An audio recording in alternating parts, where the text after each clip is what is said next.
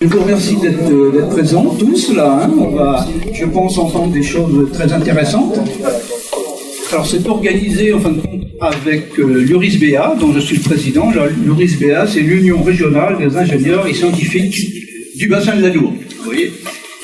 Et j'ai même pas pris le quart d'heure béarnais parce qu'on est au Pays Basque. Hein. Voilà.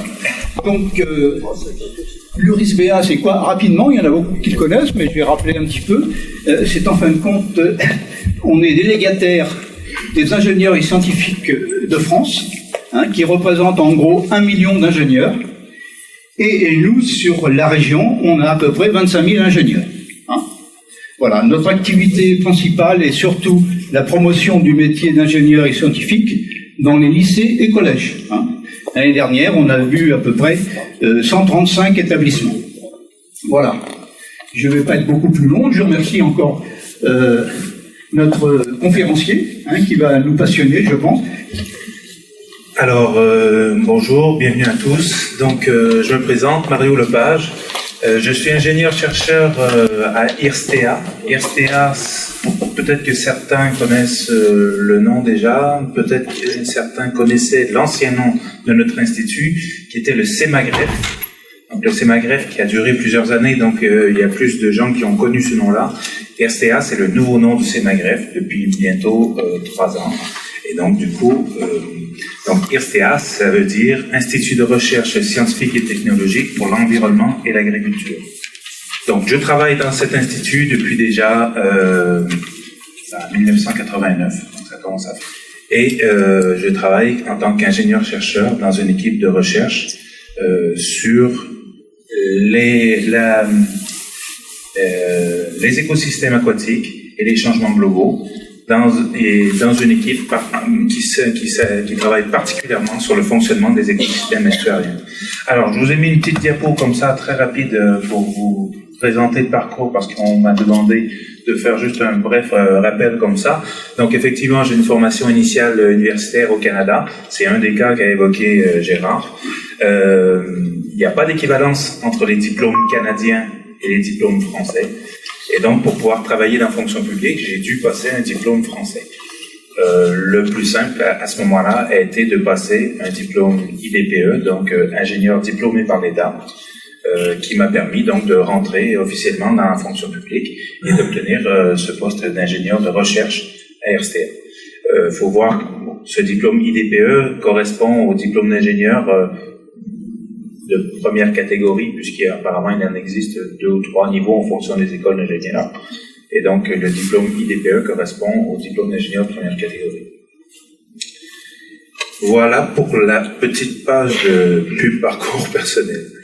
Alors, juste pour revenir sur le sujet que je vais vous présenter aujourd'hui, je vais essayer de vous présenter un petit peu l'état écologique des estuaires de l'Adour et de la Bidasoa, vu à travers des bioindicateurs. Donc, je vous expliquerai un petit peu plus en détail ce que c'est que ces bioindicateurs. Et c'est des bioindicateurs basés sur les peuplements de poissons. Alors, le contexte, c'est un contexte national et européen, bien sûr, puisqu'on va se placer dans le cadre de la directive cadre européenne sur l'eau. Cette fameuse directive cadre européenne sur l'eau a pour objectif d'atteindre le bon état des eaux de surface et des eaux souterraines. Alors, il y avait un premier rang qui était une première atteinte des objectifs en 2015. J'ai pas besoin de vous dire que on est très très loin d'atteindre les objectifs pour toutes les eaux de surface. Donc, il y a un deuxième rang, une deuxième échéance qui est de 2021 et une troisième échéance qui est de 2027 pour des masses d'eau qui aujourd'hui ont encore des problèmes et pour lesquels on n'atteint pas encore ce bon état. Alors, dans ce cadre, les États membres doivent évaluer l'état de leur masse d'eau selon un certain nombre de critères normatifs qui sont définis donc dans la directive. En France, la directive a été ensuite, puisque c'est une directive européenne, elle doit être traduite en loi française, et la traduction en loi française, c'est en fait la mise en application du SDAGE. Je ne sais pas si vous êtes familier avec le SDAGE étant le schéma directeur d'aménagement et de gestion de l'eau. Donc, c'est la traduction française, en fait, des demandes et des objectifs de la DCE. Et implique ensuite, bien sûr, à chaque district hydrographique de prendre en charge les suivis et l'évaluation des masses d'eau dans chacun des districts. Nous nous trouvons aujourd'hui dans le district Adour-Garonne, et le district Adour-Garonne comprend les masses d'eau entre la frontière espagnole et l'estuaire de la Sèvre niortaise. L'estuaire qui est le plus au nord du district Adour-Garonne. Un peu plus au nord, donc on a Loire-Bretagne qui va jusqu'à la baie du Mont-Saint-Michel. Ensuite, on a le district Seine-Normandie qui va ensuite jusqu'au nord, jusqu'au Artois-Picardie. Alors, juste quelques petites définitions pour vous aider à comprendre, parce que ça fait vraiment partie là, de l'exposé. Qu'est-ce que c'est que ce bon état qui est demandé par la directive cadre européenne sur l'eau? Le bon état va résulter d'un état écologique et d'un état chimique. Alors, cet état écologique, ça va être la qualité de la structure et du fonctionnement des écosystèmes par eux-mêmes. Donc, on va essayer d'évaluer un peu la structure et le fonctionnement de ces écosystèmes. Donc, c'est un peu nouveau par rapport à la loi sur l'eau qu'il pouvait y avoir jusque-là, qui demandait simplement de vérifier des caractéristiques physico-chimiques de l'eau pour être capable de dire, bon, ben, on a une bonne qualité de l'eau, on n'a pas une bonne qualité de l'eau. Là, on va un peu au-delà parce qu'on va parler d'écosystèmes, donc on va rentrer dans des notions d'habitat pour les espèces, et donc, la qualité de l'eau ne sera pas suffisante. Il faudra également regarder un petit peu ce qui se passe au niveau des habitats et des peuplements entiers. Donc, on ne va pas regarder uniquement la qualité de l'eau, mais l'écosystème dans son ensemble. Juste pour vous donner un exemple simple et très concret, dans le Petit Rhône, il y a une section du Petit Rhône qui est une section qui est complètement canalisée. Et quand je dis canalisée, il n'y a pas d'abus de langage, c'est-à-dire qu'ils ont fait un canal en béton, hein, donc avec un profil comme ça, en U, et il y a de l'eau qui coule dedans. Évidemment, dans cette section de canal en béton, la qualité de l'eau est plutôt pas mal, mais il n'y a pas vraiment d'habitat, ni pour les poissons, ni pour les invertébrés benthiques, c'est les petits vers, les petits crustacés qui peuvent vivre dans ces milieux. Donc, on a une zone qui est pratiquement stérile, et pourtant qui représente une qualité d'eau plutôt correcte. Donc, là, dans le cadre de la DCE, on va aller quand même au-delà, et on va s'intéresser aux écosystèmes. La notion de bon état chimique, ben, je dirais que c'est plus simple et moins simple à la fois. C'est plus simple parce que là, on va avoir juste le travail de déterminer des normes de qualité environnementale. Donc, on va regarder une certaine liste de substances et on va décider, on va mesurer ces substances dans le milieu. On va dire, on va mettre une valeur seuil, et donc on sera soit dans un bon état chimique, soit on dépasse la valeur, on n'est plus dans un bon état chimique. Voilà, pour l'état chimique. Mais donc, en fait, on va regarder un petit peu comme ça. Évidemment, on ne va pas s'intéresser à toutes les substances polluantes qui peuvent exister, ou toutes les substances chimiques. Il y a environ 140 molécules qui sont analysées aujourd'hui par la directive. 140 molécules, ça peut paraître beaucoup. Juste pour vous donner une ordre de grandeur, il y a environ 200 000 molécules chimiques qui sont développées par l'industrie aujourd'hui, et sur ces 200 000, il y en a à peu près 40 000 qui sont utilisées de manière très régulière. Et nous, on en regarde 140. Voilà. Donc, 140 parce que c'est des molécules qu'on sait rechercher et qu'on a, qu'elles ont plus ou moins déjà été identifiées comme des molécules qui pouvaient poser des problèmes pour la vie aquatique. Alors, il y a un petit détail à rajouter comme ça dans cette définition, c'est-à-dire ça c'était pour la définition du bon état, on doit regarder cet état écologique et l'état chimique. comme il y a une notion de très bon état aussi dans ces masses d'eau, le très bon état, on va pouvoir atteindre le très bon état quand en plus on aura une intégrité physique de nos masses d'eau. C'est-à-dire des masses d'eau pour lesquelles il n'y aurait pas eu de perturbation hydromorphologique, c'est-à-dire qu'on n'aurait pas modifié ni le lit ni les bordures, on pourrait considérer, ni l'écoulement d'ailleurs, on pourrait considérer qu'on a une masse d'eau, s'il était déjà en bon état écologique et bon état chimique, qu'on pourrait considérer qu'elle est en très bon état dans ce cadre-là. Donc voilà un petit peu comment ça se présente. Un état chimique, c'est un peu l'interrupteur on-off, donc ou bien c'est bon, ou bien c'est pas bon. Et dans l'état écologique, il y a deux phases. Il y a un état physico-chimique qui est simplement donc les paramètres qui vont supporter la biologie. Donc, par exemple, l'oxygène dissous, la température, la salinité, la turbidité. Ce sont des facteurs physico-chimiques qu'on observe du milieu. Ce sont des caractéristiques de l'eau qui vont permettre ou pas la vie aquatique, mais qui peuvent être des paramètres tout à fait naturels. Et donc on a l'état biologique, c'est un peu plus de ça que je vais vous parler moi aujourd'hui.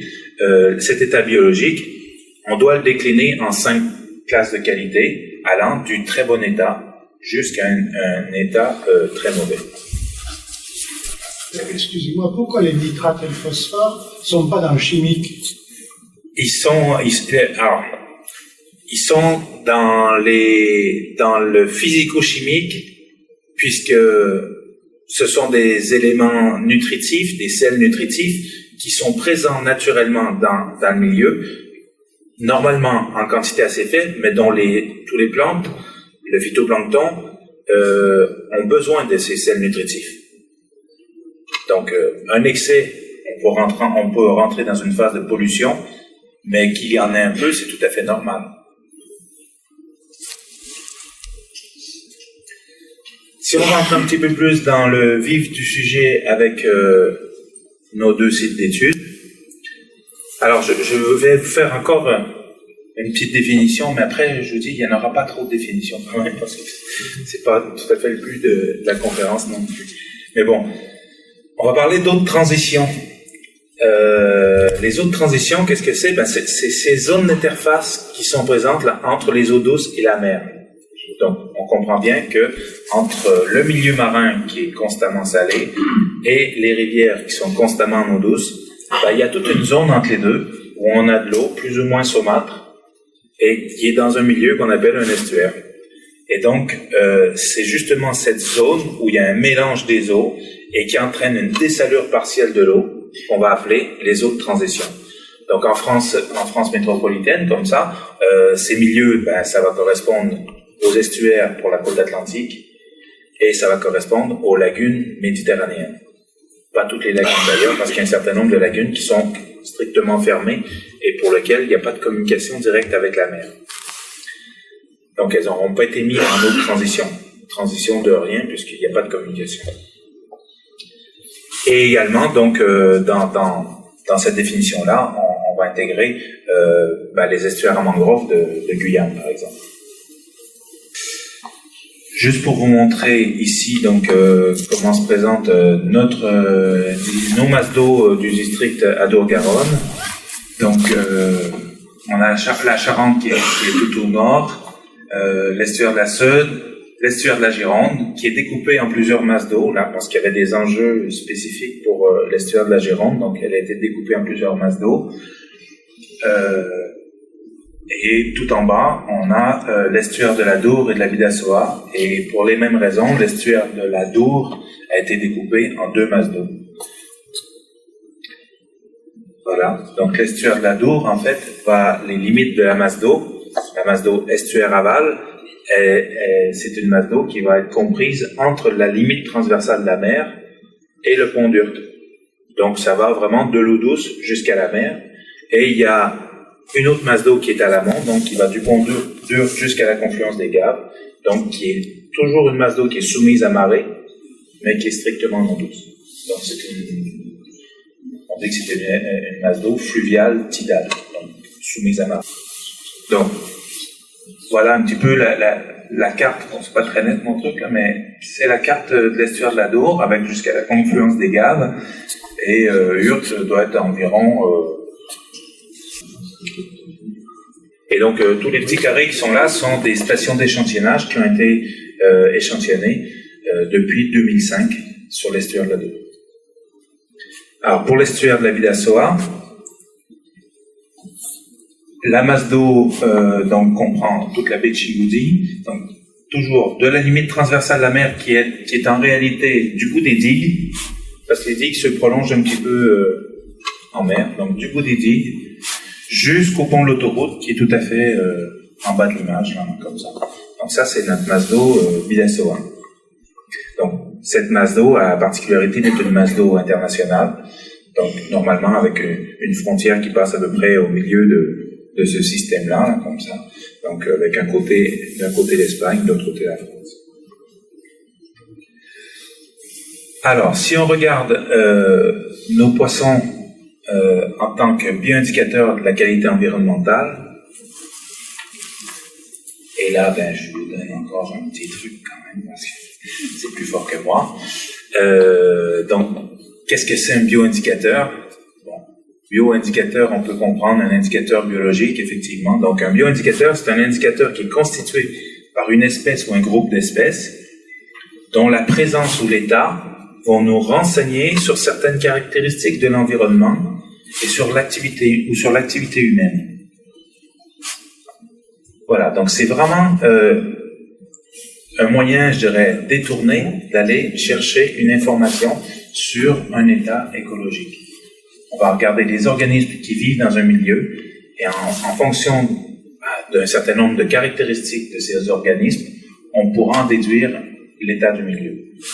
En fonction justement de relations qu'on aura établies auparavant entre justement ces organismes et les différentes activités humaines qu'on souhaite voir révéler. Alors le principe, donc, c'est d'observer des effets biologiques ou écosystémiques au niveau de l'individu et ou des populations et ou d'écosystèmes, et que ces effets doivent être mesurables via l'observation à différents degrés d'altération morphologique, comportementale, tissulaire ou physiologique sur les organismes. Voilà, c'est ça un bioindicateur. Alors, très rapidement, on a par exemple, effectivement, nos activités anthropiques qui sont là, qui agissent sur notre milieu. À côté de ça, on a aussi un certain nombre nous on les appelle de forçages naturels, donc c'est des paramètres environnementaux, c'est ce qu'on peut dire, tout ce qu'on peut comprendre comme étant des paramètres de la météo, c'est le vent, c'est le froid, c'est la température, les débits. Donc c'est ces paramètres environnementaux qui vont agir directement sur notre écosystème aquatique également. Dans cet écosystème aquatique, on a tout un tas d'organismes. Là, donc la première photo à gauche, c'est une petite cellule phytoplanctonique. Je peux avoir un pointeur. Et ce sera plus simple. Voilà. Donc ici, on a une petite cellule phytoplanctonique. On a un petit copépode qui est un organisme zooplanctonique qui généralement va s'alimenter sur ces organismes phytoplanctoniques. Une crevette qui va manger les copépodes. Et puis un flay ici qui va manger les crevettes, qui mange les copépodes, qui mange le reste. Donc on a un niveau d'intégration qui est effectivement sur les poissons qui est relativement important. Les activités anthropiques comme ça vont provoquer par exemple des stress chimiques, donc par la contamination de l'eau, simplement en mettant des molécules chimiques dans l'eau, ça va avoir un effet sur nos organismes. Ça peut avoir un effet direct qui a un effet, donc on va dire par exemple délétère sur les organismes, mais ça pourrait par exemple ne pas avoir d'effet tellement direct sur les organismes si ce n'est une bioaccumulation dans les organismes. Et cette bioaccumulation, donc si ces molécules chimiques sont accumulées à l'intérieur de nos organismes et que ça rentre dans la chaîne alimentaire comme ça, on a souvent, pas toujours, mais on a souvent un phénomène de bioamplification. Donc, par exemple, on pourra avoir ici des nanogrammes qui seront intégrés dans des cellules phytoplanctoniques, des centaines de nanogrammes dans les copépodes, des milligrammes dans notre crevette et des dizaines, voire centaines de milligrammes dans notre poisson. Donc, on a un phénomène de bioamplification. Voilà. Et donc, du coup, effectivement, dans ces cadres-là, nos poissons se retrouvent à être de bons révélateurs, on va dire, de l'état de la qualité du système. Donc, je vous passe un petit peu sur les différents effets. On sait que les effets des xénobiotiques, donc des molécules chimiques, peuvent agir en tant que perturbateurs endocriniens, neurotoxiques, génotoxiques, voilà, ou avoir des effets sur la reproduction, voilà, ou sur des déficiences de protection immunitaire. Comme ça. Alors, je vous ai montré une diapo, après, je vous en montre plus. C'est pas très joli, mais c'est juste pour vous donner quand même une idée de choses qu'on rencontre dans le milieu et qui peuvent être, justement, liées à des contextes de sédiments pollués ou de qualité de l'eau polluée. Donc, des individus qui s'attrapent des maladies, ici on parle de lymphocystis, qui sont très directement liés à des problèmes justement de qualité chimique de l'eau, des nécroses en les nageoires ou des ulcères, voilà, donc qui peuvent être provoqués. Et donc, ce genre d'éléments, on sait que ça existe et ça peut avoir des effets sur les organismes et forcément, ces effets sur l'individu peuvent se traduire au niveau de la population par la suite. Bon, il n'y en a plus. On évite ça. Donc, juste pour faire un petit rappel donc des effets de ces pressions humaines sur les organismes, c'est, par exemple, ça peut être simplement une diminution de la croissance, ça peut être une diminution de la densité des espèces, densité des individus au sein d'une même espèce, ça peut être une augmentation de la mortalité directe, c'est parfois le cas. Ça peut être une perte de diversité locale, c'est-à-dire que là, on va avoir effectivement des espèces qui vont disparaître de notre assemblage de poissons par rapport à ce qu'on peut avoir être en droit d'attendre, par exemple, sur ces milieux-là. Et là, en général, ça va concerner les espèces les plus sensibles en premier. Donc, ce sera intéressant pour nous d'essayer de déterminer s'il y a des espèces sensibles et sensibles à quoi, pour être capable justement de s'en servir en tant que bioindicateur. Et puis, ça peut être aussi, ces pressions humaines peuvent provoquer, par exemple, des pertes d'habitat. Et ces pertes d'habitat, vont engendrer, par exemple, soit une désertion, une désaffection de la zone par les individus. Donc, du coup, quand on va pêcher dans ce secteur-là, on ne trouvera rien, ou en tout cas des densités très très faibles.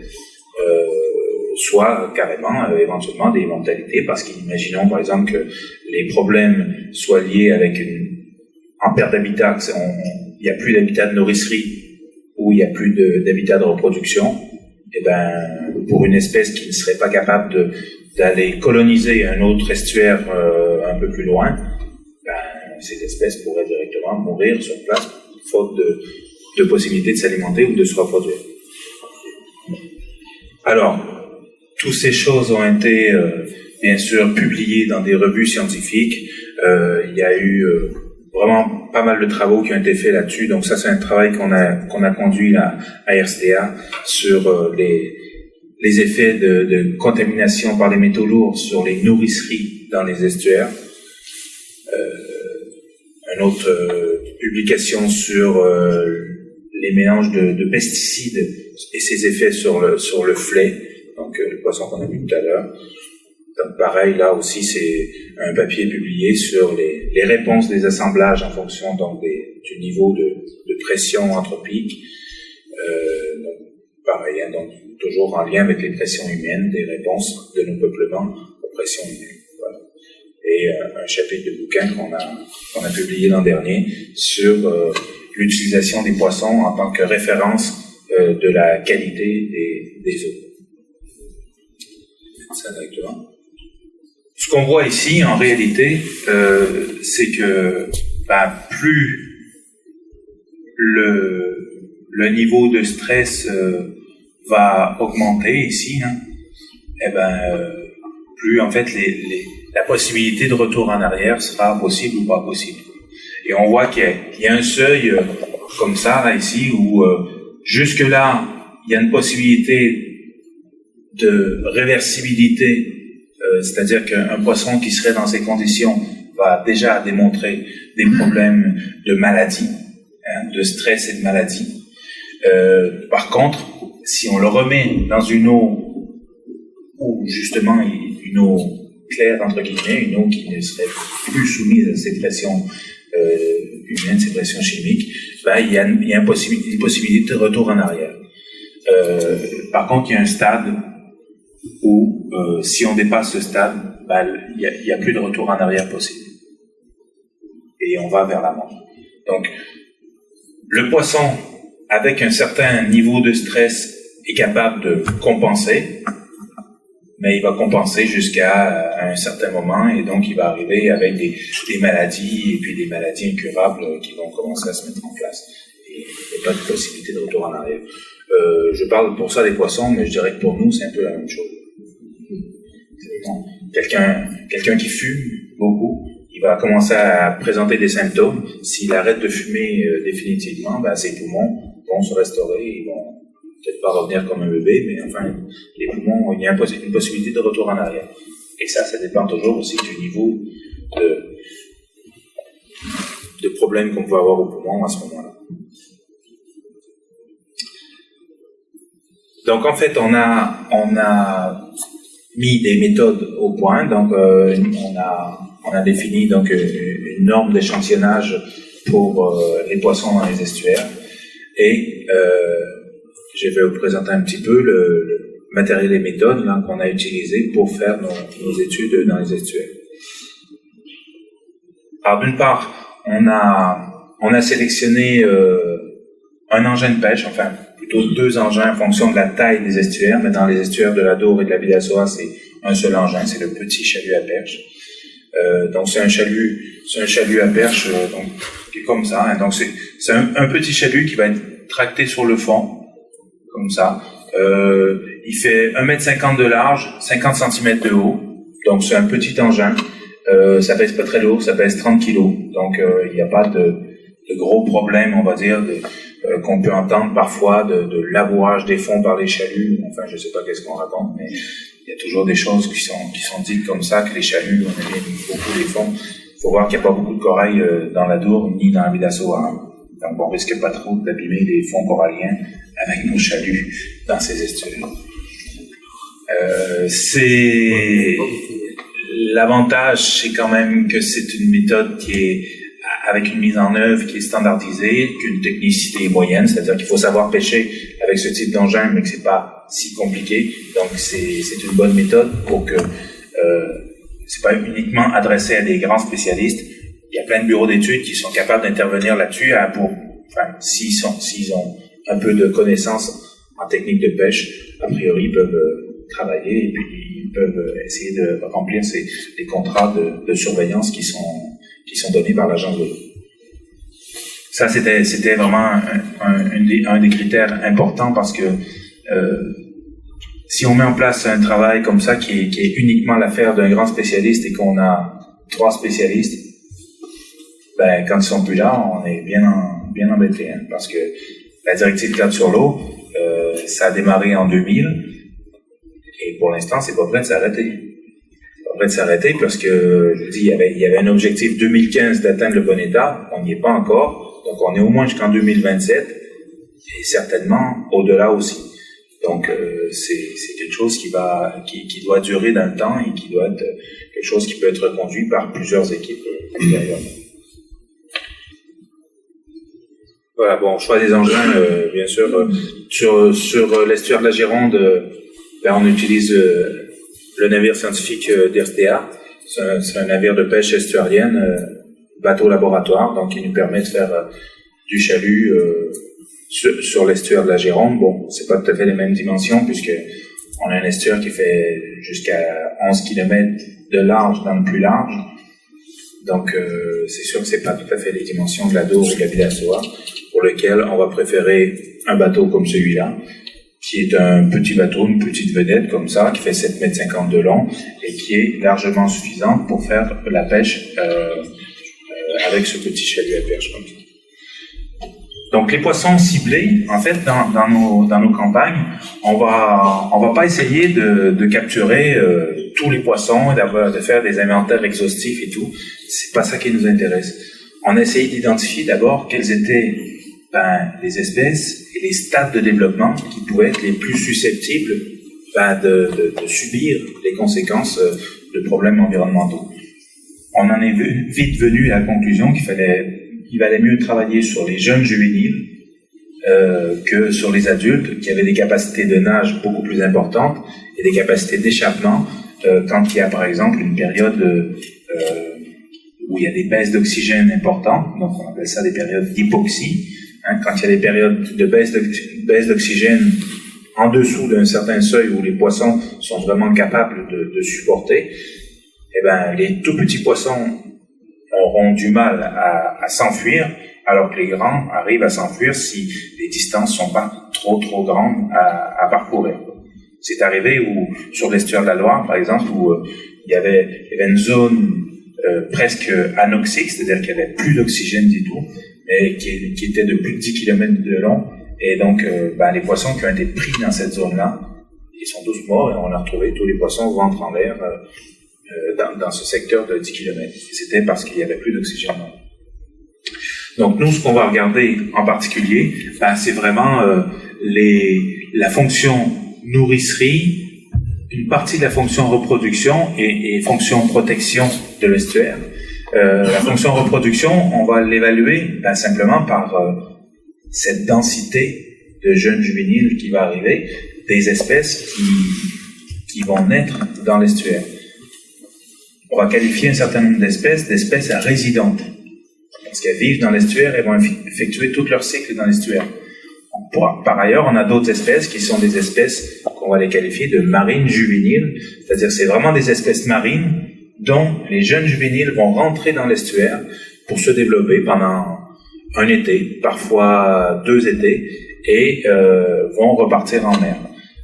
Souvent, ce qu'ils font, c'est qu'ils vont venir dans l'été au printemps et repartir à l'automne quand il commence à faire froid, parce qu'en plein hiver, l'eau de l'estuaire est plus froide que l'eau de la mer. Et donc, du coup, ils vont repartir en mer parce que ça représente un refuge thermique quelque part pour eux. Les poissons n'aiment pas spécialement l'eau froide, ils ont un optimum thermique, ils supportent les températures d'hiver qu'on a ici, les températures d'été aussi, mais l'hiver, ça reste quelque chose qui est contraignant et donc qui est un peu plus difficile pour ces espèces. Donc du coup, s'ils peuvent gagner 1 ou 2 degrés, ils le font, ils vont rebouger vers la mer pour pouvoir bénéficier de quelques degrés supplémentaires par rapport à la température de l'estuaire. Donc on va regarder également les poissons migrateurs. Ces poissons migrateurs simplement parce que, comme son nom l'indique, c'est des espèces qui vont nous renseigner de la bonne connectivité amont-aval, voire de connectivité latérale qu'il pourrait y avoir, donc avec des masses d'eau annexes ou justement des petits affluents qui viendraient se jeter directement dans l'estuaire ou dans le fleuve principal. Donc c'est un bon indicateur donc de la libre circulation des poissons. Alors comment on va procéder? On a décidé donc de faire des campagnes au printemps et à l'automne qui se font donc sur une période de 6 semaines environ, entre la mi-avril et la fin mai pour le printemps, entre la mi-septembre et la fin octobre pour la campagne d'automne. Et puis on va suivre tout l'estuaire tidal, c'est-à-dire de la mer jusqu'à la limite amont de la marée dynamique. Donc c'est ça qu'on va considérer comme notre secteur d'étude. On va considérer toute la partie où l'eau circule dans les 2 sens. Parce qu'on s'est rendu compte qu'en amont de cette limite-là, ça fonctionne pas tout à fait pareil. Dans cette zone, même qui est soumise en eau douce, mais soumise à marée, les espèces sont pas tout à fait les mêmes et les densités de poissons sont pas les mêmes non plus. Voilà. Donc on fait environ 25 à 30 traits de chalut par masse d'eau. Ça nous permet donc d'échantillonner suffisamment pour pouvoir répondre aux différentes métriques qu'on a développées après pour rentrer dans l'indicateur poisson. Alors, si on rentre un petit peu plus en détail sur notre indicateur Elfi, donc c'est une méthode qui a été développée, qui a mis un certain temps à être développée parce que déjà on avait peu de données dans les estuaires et on est obligé donc d'acquérir les données. Alors, comme je vous ai montré tout à l'heure au début, on doit donner un résultat en 5 classes de qualité, donc du très bon au très mauvais. Et puis, il est nécessaire aussi d'essayer de regarder un petit peu quelles sont les limites de classe entre ces différentes classes de qualité, quoi. Donc, on a développé un indicateur multimétrique, c'est-à-dire qu'on va calculer plusieurs choses, plusieurs métriques. On les appelle métriques, donc c'est un indicateur multimétrique. On a utilisé 7 métriques à l'intérieur de notre indicateur multimétrique. Voilà. On fait un diagnostic directement à l'échelle de la masse d'eau. Donc, la masse d'eau, c'est les masses d'eau que je vous ai montrées, hein, Ado-Ramon, Ado-Raval, estuaire de la Bidassoa. Voilà. Et nos métriques vont s'intéresser à la structure et au fonctionnement un peu de ces organismes dans l'estuaire. Alors, si on passe aux résultats qui vont peut-être intéresser quelques-uns d'entre vous quand même. Je vous mets en surbrillance ici ce qui concerne l'Ado et la Bidassoa. Donc, on a fait des pêches d'échantillonnage, on a fait des évaluations et sur l'année 2009, 2010, 2011, voilà les résultats qu'on obtient pour chaque année. On doit ensuite comparer au score qu'on obtient ici, qu'on a mis pour les seuils de classe de qualité. Alors en fait, on se rend compte que l'Adour, que ce soit l'amont ou l'aval, on est dans le médiocre. La Bidassoa, on est également dans le médiocre. Vous voyez quand même que dans le district Adour-Garonne, on n'a qu'une seule masse d'eau qui est en vert et qui atteint le bon état écologique. Donc, l'objectif d'atteinte du bon état écologique pour 2015, c'est raté. On va pas y arriver. Et par ailleurs, il y a des choses qui sont faites un peu quand même. Il y a un programme de mesure de l'Agence de l'eau pour essayer de mettre en place des choses qui vont aider à améliorer un peu cette situation. Malheureusement, je dirais que les mesures ne sont peut-être pas à la hauteur de ce qu'il faudrait faire si on veut vraiment être capable de faire un gros bond pour monter de 2 classes. Là, ça va demander des gros efforts. Et pour l'instant, ces efforts sont pas forcément faits parce que c'est pas facile d'arriver à un moment donné comme ça et de demander aux gens de consentir à faire des efforts supplémentaires, entre autres sur la qualité des rejets, que ce soit pour l'agriculture, l'industrie, les rejets urbains, d'améliorer considérablement l'efficacité des stations d'épuration. Il y a des stations d'épuration partout déjà, et c'est une bonne chose. Les stations d'épuration sont vraiment là pour améliorer la qualité de l'eau. C'est pas pour autant que l'eau qui sort de la station est claire et propre et j'en boirai pas. Et je ne conseille pas d'en boire non plus, même si j'ai déjà vu des élus aller boire de l'eau, ils sont fous. Je suis certain que il fallait pas le faire, en tout cas, je sais pas ce qu'ils ont fait. On a déjà vu à la télé des élus boire de l'eau à la sortie d'une station d'épuration. Je vous dis que je le ferai pas. C'est sûr qu'il faut pas le faire. Donc, pour le district, en tout cas, Adour-Garonne, on voit que c'est pas très très brillant tout ça. Et si on regarde maintenant,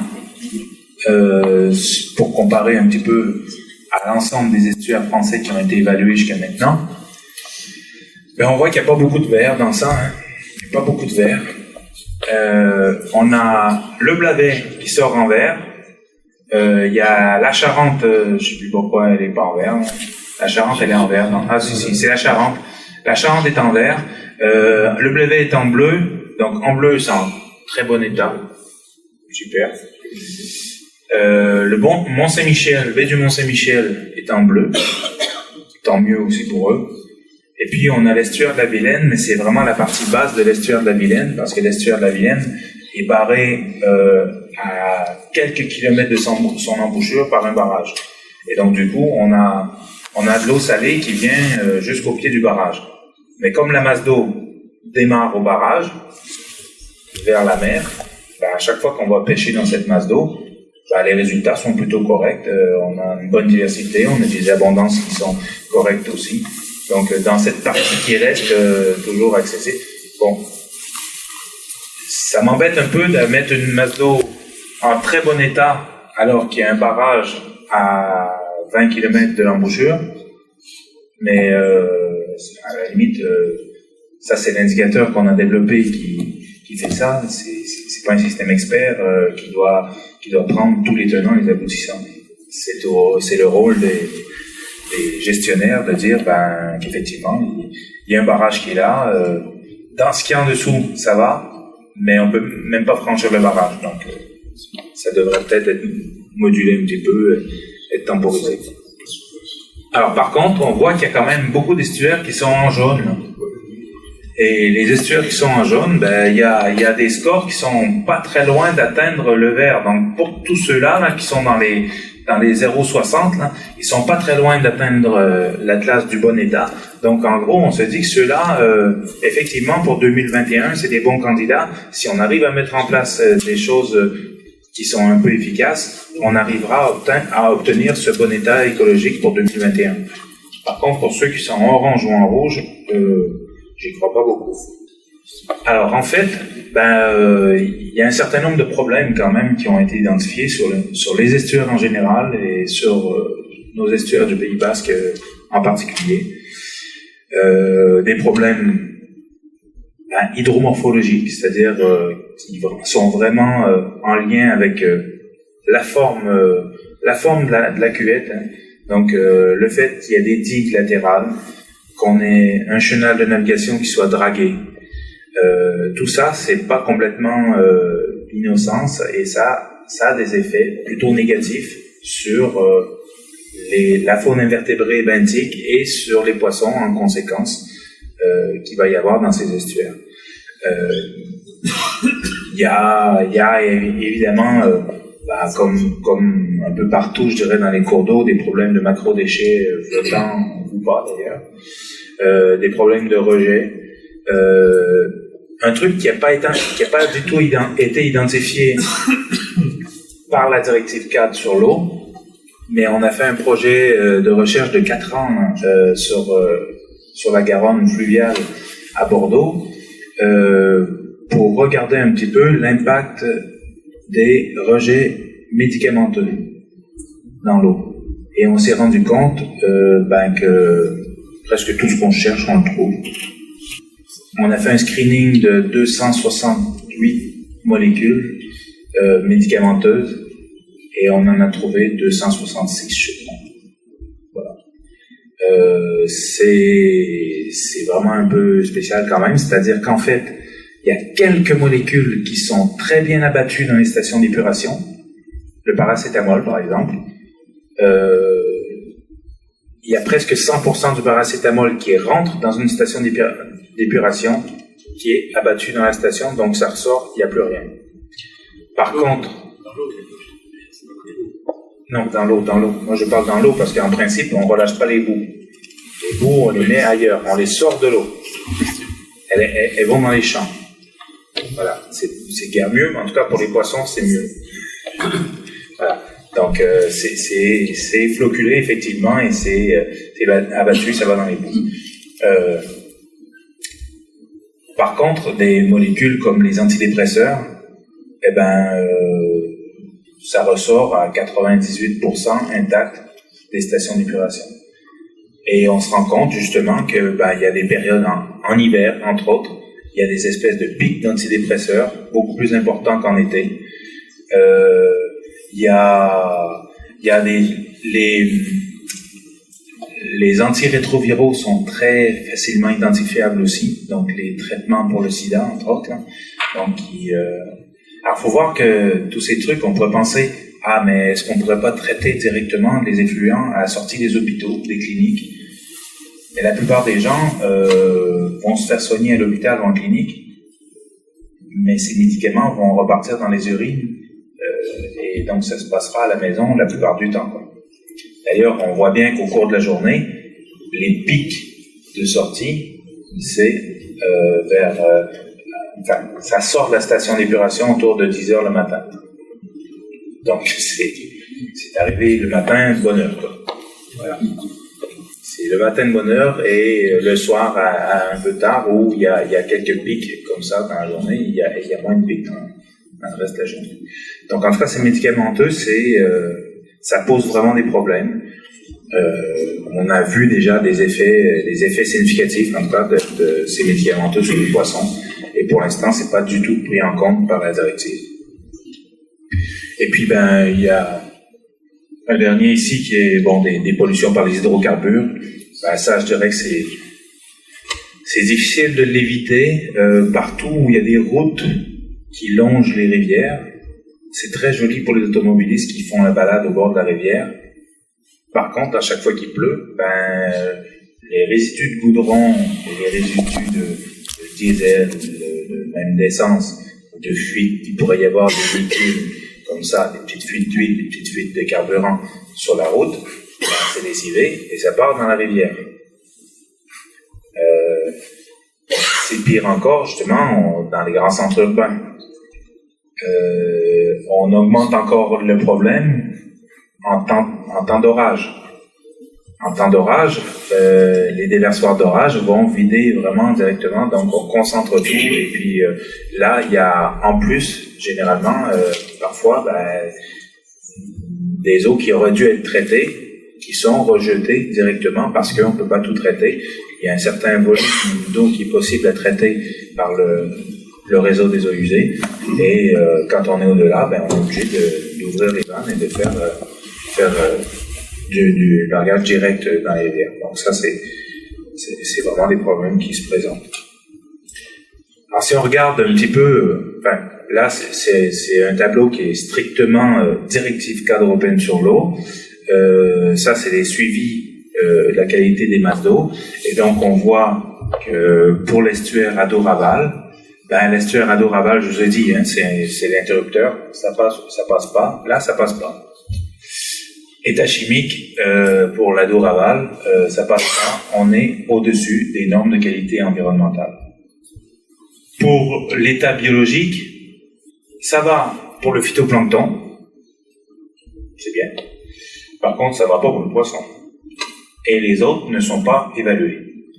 Il n'y a pas d'outils encore pour évaluer les autres. Il n'y a pas eu d'indicateurs qui ont été comme ça développés pour les macroalgues, pour les angiospermes, pour les arrêtés rhumatiques.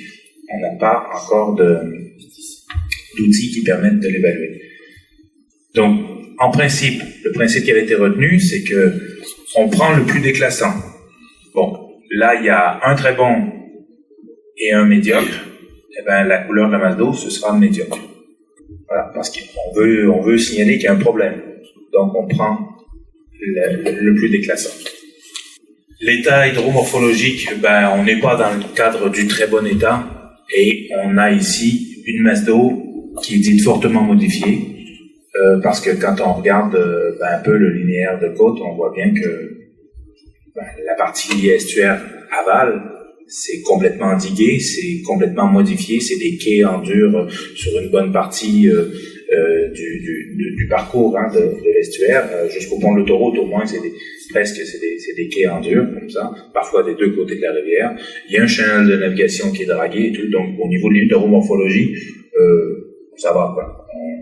On fait un peu fort sur l'estuaire de l'Adour, c'est pas très étonnant qu'on soit pas en bon état de ce côté-là.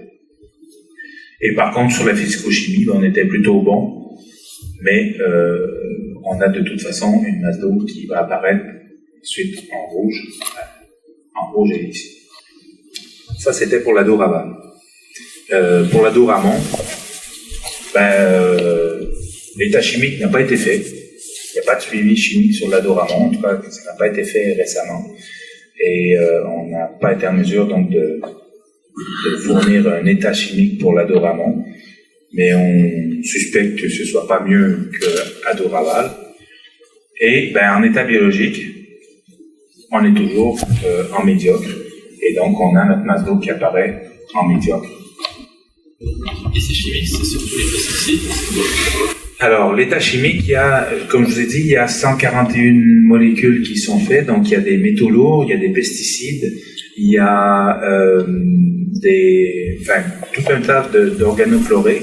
Il y a les hydrocarbures, donc hydrocarbures aromatiques polycycliques, donc tout ce qui est, produits dérivés du pétrole.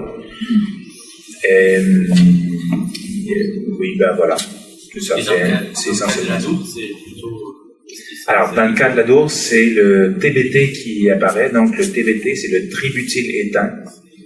Et donc, j'ai une slide sur ça juste après. Adoramon, voilà. Et Bidasoa, Bidasoa, on a également un état chimique qui ne remplit pas donc le critère, toujours à cause du tributyléthane qui clignote, qui dépasse la norme de qualité environnementale, et un état biologique qui est également en médiocre. Donc voilà, on a une masse d'eau qui apparaît en rouge avec un état écologique en orange, donc c'est une masse d'eau qui... D'où il vient le tributyléthane? Ça s'invente pas, ça? Non, ça s'invente pas. Alors, le tributyléthane. Donc, on a des concentrations qui sont hors normes pour l'Adour et la Bidasoa. Donc, selon l'INERIS, l'état organique comme ça n'est pas présent naturellement dans l'environnement. Les sources de contamination sont uniquement anthropiques. C'est un produit, par exemple, qui a été beaucoup utilisé dans les peintures anti-fouling. Bon, les peintures anti-fouling, c'est les peintures qu'on met sur les coques de bateaux, par exemple, pour limiter qu'il y ait c'est des peintures qui sont biocides, entre guillemets, c'est-à-dire qui empêchent les organismes vivants de se fixer sur la coque du bateau. Donc, aussi bien les algues que les petits coquillages, par exemple, qui auraient tendance à se fixer sur la coque du bateau. Donc, c'est des peintures, on appelle ça anti-fouling. Je doute que ce soit lié uniquement à des peintures anti-fouling sur les coques de bateau dans ce cadre-là. Par contre, on sait que dans le cadre industriel, quand il y a des rejets, on fait des traitements préventifs pour éviter qu'il y ait du fouling, entre guillemets, qui se fasse dans les tuyaux, dans les canalisations qui sont rejetés directement dans la rivière. Donc, il est possible qu'il y ait un certain nombre d'industries, d'usines locales qui utilisent des TBT pour justement, en tant que biocide, pour entretenir les canalisations, pour être certain que ça se bouge pas par les moules, les huîtres, les algues, tout ce que vous voulez comme ça, qui pourrait venir se fixer dans ces canalisations. Donc, il y a peut-être des sources comme ça. Et puis, pourtant, on sait que le TBT, alors, sous forme particulière, c'est-à-dire associée à des molécules sédimentaires dans le sédiment, la durée de vie de la molécule est un peu plus longue que dans l'eau. Dans l'eau, la durée de vie est pas si longue que ça, finalement. Donc, pour qu'on ait des trucs qui clignotent, c'est qu'il y a quand même des quantités pas négligeables qui sont rejetées. Excusez-moi, mais les dérivés de l'étain sont interdits dans les peintures anti-fouling depuis une vingtaine d'années. Tout à fait. Donc, là, c'est quand même surprenant. Oui. Sauf s'ils sont dans des sédiments qui sont relâchés. Alors, en principe, la durée de vie dans les sédiments, ça ne dure pas des années. En principe. Et après, à ma connaissance, malheureusement, tout ce qui est interdit d'utilisation n'est pas forcément respecté. Il y a des moments où, quand on a des stocks, on écluse des stocks avant de passer à autre chose. Maintenant, je suis un peu comme vous, j'ai un petit peu de mal à voir exactement d'où peuvent venir ces tributyléthane. L'intensité de la navigation commerciale sur l'Adour soit vraiment à l'origine des quantités de TBT qu'on trouve dans l'eau. Ça serait vraiment étonnant. Ça serait vraiment étonnant. qui est Ça surprenant, se c'est que dans les deux dégrade, rivières, dégraderait les séquences.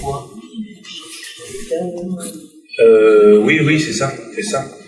Ça se dégrade en étain qui après devient un peu inoffensif parce qu'il n'est pas biodisponible pour les organismes.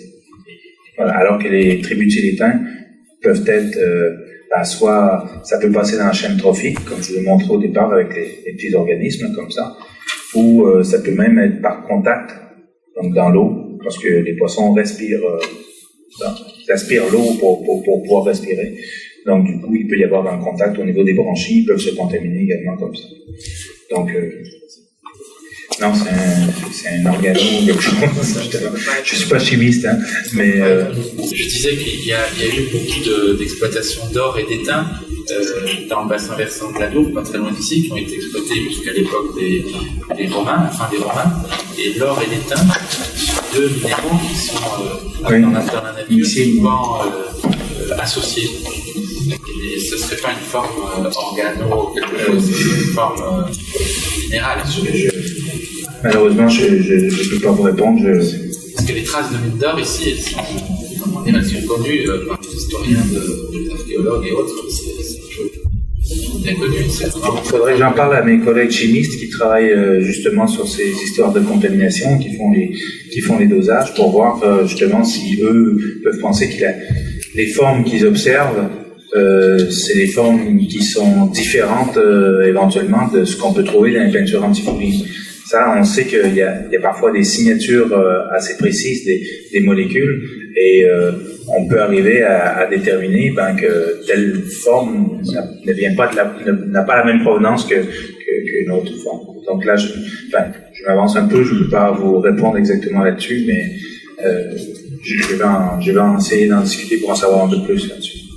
Est-ce que vous avez 9 kilomètres les fleuves le long de la façade atlantique? Vous avez signalé bien sûr que non. La Bretagne jusque... Non. Non, c'est particulier à l'Adour. C'est particulier à l'Adour et la baie d'Assour. Il y a quelques endroits où il y a des petites contaminations par les TBT, mais je pense qu'il y a des sédiments là qui contiennent de l'étain. Ouais. Sauf que ce qu'on me dit, c'est que cette molécule a une durée de vie de quelques semaines à quelques mois maximum quand elle est sous forme sédimentaire, associée à des sédiments. Contre, ce qu'il faut dire aussi, c'est que même si chaque molécule n'a pas clignoté au-delà des normes, on retrouve une centaine de PCB différents. Enfin, c'est dans ces ordres, il me semble que c'est dans ces ordres-là, une centaine de molécules de PCB qui sont retrouvées sur le bassin de l'Adour, en dessous des normes de qualité environnementale, mais par contre, il y a le problème des effets cocktails. Un petit peu d'une molécule, plus un petit peu d'une autre molécule, plus encore un autre petit peu, ça commence à faire un gros peu, et qui peut avoir vraiment des effets très significatifs sur les individus. Et on sait donc qu'il y en a dans l'Adour, il y a des hydrocarbures aussi, mais ils sont en dessous. Les PCB, c'est les polychlorobiphéniles. Donc c'est entre autres ils sont interdits aussi, je sais. Oui, ils sont interdits depuis très longtemps. Par contre, ceux-là ont une très forte, depuis 1970, ils sont interdits, je pense, mais ceux-là, ils ont une très très forte rémanence dans l'environnement. Ils sont utilisés, c'est les réfrigérants des transformateurs électriques. Ouais, les isolants des transformateurs électriques. Bon, ça a plein d'utilités. Ça a été utilisé comme herbicide à un moment donné. C'est utilisé comme réfrigérant dans isolant, en fait, dans les transformateurs électriques. Il y a plein d'utilités à ces polychlorobiphéniles. C'est une petite molécule qui a été très utile aux chimistes et à l'industrie, mais qui laisse des traces pour très très longtemps. C'est ce qui est à l'origine de l'interdiction de consommation de l'anguille de plus de 48 cm, je crois, en Gironde. C'est ce qui est à l'origine de l'interdiction de la pêche et la commercialisation de la sardine sur la Seine, de je ne sais plus quelle espèce également, je crois qu'il y a 2 ou 3 espèces qui sont interdites de consommation sur le Rhône, toujours à chaque fois parce qu'ils sont contaminés par le PPC. Donc concernant les métaux lourds, les métaux lourds, on a trouvé bien sûr la présence de tous les métaux là comme ça, donc le cadmium, le plomb, le cobalt, le nickel, l'arsenic, le mercure et l'argent. Mais tous ces métaux, pour l'instant, ne dépassent pas les normes de qualité environnementale, pris un par un. Et comme je vous dis, il y a jamais aucune norme pour les effets cocktails. Et on sait que ça a des effets très significatifs, entre autres sur les larves de poissons. Les larves de poissons sont très sensibles à ça. Et l'argent, par exemple, juste pour la petite histoire, l'argent qui au départ est considéré comme un oligo-élément, c'est-à-dire que c'est quelque chose qu'on peut métaboliser. Il y en a rarement beaucoup dans l'eau, et on a vu des pics d'argent arriver et tout dans la Gironde au niveau de Bordeaux à plusieurs moments comme ça. Donc c'était des pics d'argent dans les années 80-90, et on comprenait pas d'où ça venait, et on s'est rendu compte que ces pics d'argent correspondaient tout le temps aux périodes des fêtes, des communions, des trucs comme ça. Et on a mis ça en relation avec le développement des photos argentiques à l'époque. Et quand tout le monde est passé au numérique, le pic d'argent est retombé, mais vraiment de manière très significative. Parce que les gens ne développent plus les photos, ils les regardent sur l'écran ou bien ils les impriment sur du papier comme ça, mais il n'y a plus besoin de solutions argentiques comme ça pour révéler les photos, quoi. Et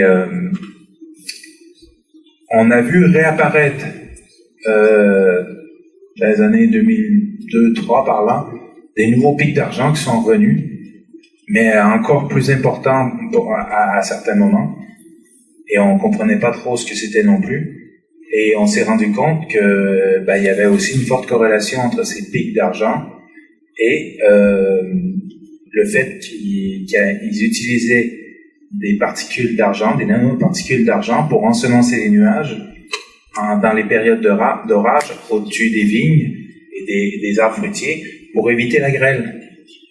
C'est-à-dire qu'ils ont des canons et donc ils vont balancer une bombe en fait dans les nuages qui va ensemencer les nuages et qui va éviter la grêle. Si jamais il y a de la grêle, c'est des tout petits grêlons qui tombent, et la plupart du temps, c'est plutôt de la pluie alors que ça aurait été de la grêle.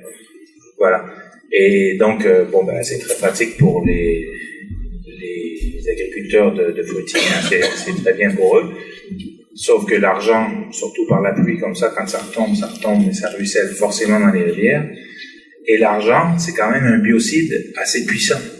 C'est un bactéricide, entre autres, assez puissant. Je vous signale que tous les revêtements de vos frigos modernes sont recouverts de particules d'argent pour éviter le développement des bactéries.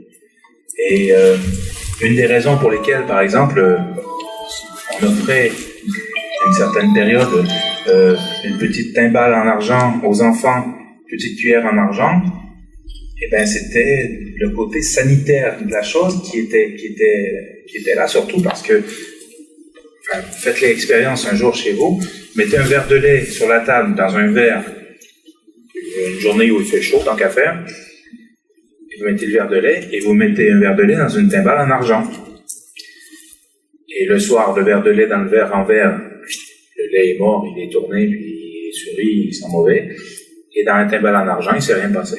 Et donc, avant, on avait des couverts plutôt en acier pour le peuple et des couverts en argent pour ceux qui avaient les moyens de s'y offrir. Bon, c'était pas qu'une question de beauté, il y avait une question sanitaire aussi derrière. Et il y avait que les riches qui pouvaient se l'offrir. Voilà. Heureusement, ça vient de changer. Donc, on a un problème également, en dehors des métaux que j'ai cités précédemment, il y a un problème aussi avec le chrome. Alors, ce chrome, c'est pareil, hein. A priori, c'est un problème qui viendrait de l'industrie, mais que on flirte vraiment que la limite, et de temps en temps, on dépasse un peu, et comme c'est sur plusieurs échantillons qu'on doit faire des moyennes, la moyenne, il se trouve que elle est plutôt du bon côté la plupart du temps, et puis quand même de temps en temps, elle dépasse cette valeur de norme de qualité environnementale pour le chrome. Et donc du coup, il y Il y a un souci aussi avec ce chrome. Alors, aujourd'hui, on pourrait dire que, l'estuaire de l'Adour et celui de la Bidassoa, respectent pas les normes de qualité environnementale pour le tributilétain. On trouve également des traces de métaux lourds, même si les concentrations sont en dessous de la moyenne nationale. Il y a pourtant quand même quelques métaux qui sont au-dessus de la moyenne nationale. C'est pas énorme, mais il y en a quand même qui sont un peu au-dessus. Quand je parle de la moyenne nationale, c'est la moyenne nationale qui est mesurée dans les autres estuaires en France. Les métaux lourds Oui, les métaux lourds. Au-dessus de la moyenne nationale, comme par exemple je vais ouvrir mon site internet, là, mais j'ai quelques graphiques avec les métaux qui débordent, mais il n'y a pas grand-chose. C'est pas très significatif. Je me dis, je crois que c'est pour le plomb. Le plomb, je crois qu'on dépasse un peu la moyenne nationale. Et je sais plus si c'est le nickel ou l'arsenic qu'on dépasse un petit peu la moyenne nationale aussi. Le chrome aussi. Le mercure, je suis pas certain qu'on dépasse. Peut-être, il dépasse, ouais. Ah ben voilà. Oui, j'ai qu'à lire ce que j'écris, c'est ça bien. Un des problèmes qu'il y a, qui reste à résoudre, et pour l'instant, il y a peu d'études comme ça, mais ça commence. C'est sur ces fameux effets cocktails, puisque, en réalité, le poisson, il baigne dans ce cocktail de molécules. D'un point de vue scientifique, c'est toujours difficile d'arriver à faire des démonstrations de l'effet de tel métal ou de tel métal sur les organismes. Plus commode de les prendre indépendamment ou éventuellement 2 à 2, comme ça, faire des petits mélanges où on met 2 ou 3 molécules. Mais il faut voir que dans le milieu, c'est pas 2 ou 3 molécules qui rencontrent nos espèces, c'est 50, 60, 80 molécules qui sont là présentes. Et donc ça, on connaît très mal les effets court terme, les effets long terme de ces concentrations des différentes molécules sur les organismes. Il faudrait regarder au niveau cellulaire, au niveau organique et même au niveau populationnel les effets que ça fait. Mais bon, bien sûr, c'est long et compliqué à faire tout ça, et donc c'est pour ça que ça n'a pas été traité beaucoup jusqu'à maintenant, mais on commence quand même à faire ce genre de choses. Et puis les fameux résidus médicamenteux pour lesquels ça aussi, hein, c'est des sciences émergentes, et aujourd'hui il y a quand même il y a eu ce projet là sur la Gironde qui a duré 4 ans quand même pour regarder dans les effluents de stations d'épuration qu'est-ce qu'on trouvait comme type de résidus médicamenteux. Je vous dis, on trouve à peu près tout ce qu'on cherche. Voilà, la plupart du temps, ce ne sont pas des médicaments qui sont jetés directement, par exemple, à la toilette, mais plutôt des médicaments qu'on consomme et qui seront rejetés par les urines, quoi. Donc c'est des médicaments qui ont été utilisés et qui vont repartir. C'est juste que il n'y a pas de souci particulier pour, je dirais, dans nos actions au quotidien. C'est pas comme si on versait 1 litre de bois de spirit dans le caniveau ou j'en sais rien, quoi. Là, c'est que les techniques de filtration de ces molécules, par exemple, ne sont pas au point encore. Mais on sait que, entre autres, le laboratoire de recherche de l'Lyonnaise des Eaux travaille sur ces problèmes pour essayer de trouver des membranes qui vont être capables de collecter un peu ces résidus médicamenteux, mais comme je dis, il y en a beaucoup. Il faut trouver des trucs qui ne sont pas trop spécifiques, mais qui marchent quand même. Sur les argents et de normes, parce qu'aujourd'hui, à l'aval d'une station d'épuration, il n'y a pas de contraintes sur les flux médicamenteux. Non. Donc les communes qui investissent dans une station ou l'autre, elles n'ont aucune raison réglementaire d'investir dans ces sujets-là. Et le deuxième sujet, c'est que l'industrie pharmaceutique a échappé, contrairement à beaucoup d'autres industries, au principe de la responsabilité élargie du producteur. Vous savez qu'aujourd'hui, quand vous achetez une voiture, par exemple, sans le savoir, vous payez le prix de la dépollution. Quand vous achetez un tube de dentifrice, vous payez aussi le recyclage du tube et du carton. Et cet argent sert à financer le recyclage et l'économie. Mais en matière de médicaments, le principe de la responsabilité élargie du producteur qui consiste à faire en sorte que celui qui a produit quelque chose soit aussi le garant de ce qui se passe à l'aval jusqu'au bout. L'industrie pharmaceutique, elle a réussi à l'échapper. Dans ce terme, on ne va pas rentrer là-dedans, on n'acceptera pas nous de payer le prix de notre médicament plus le prix du coût de la pollution créée. On décollera, on aura des questions et autres.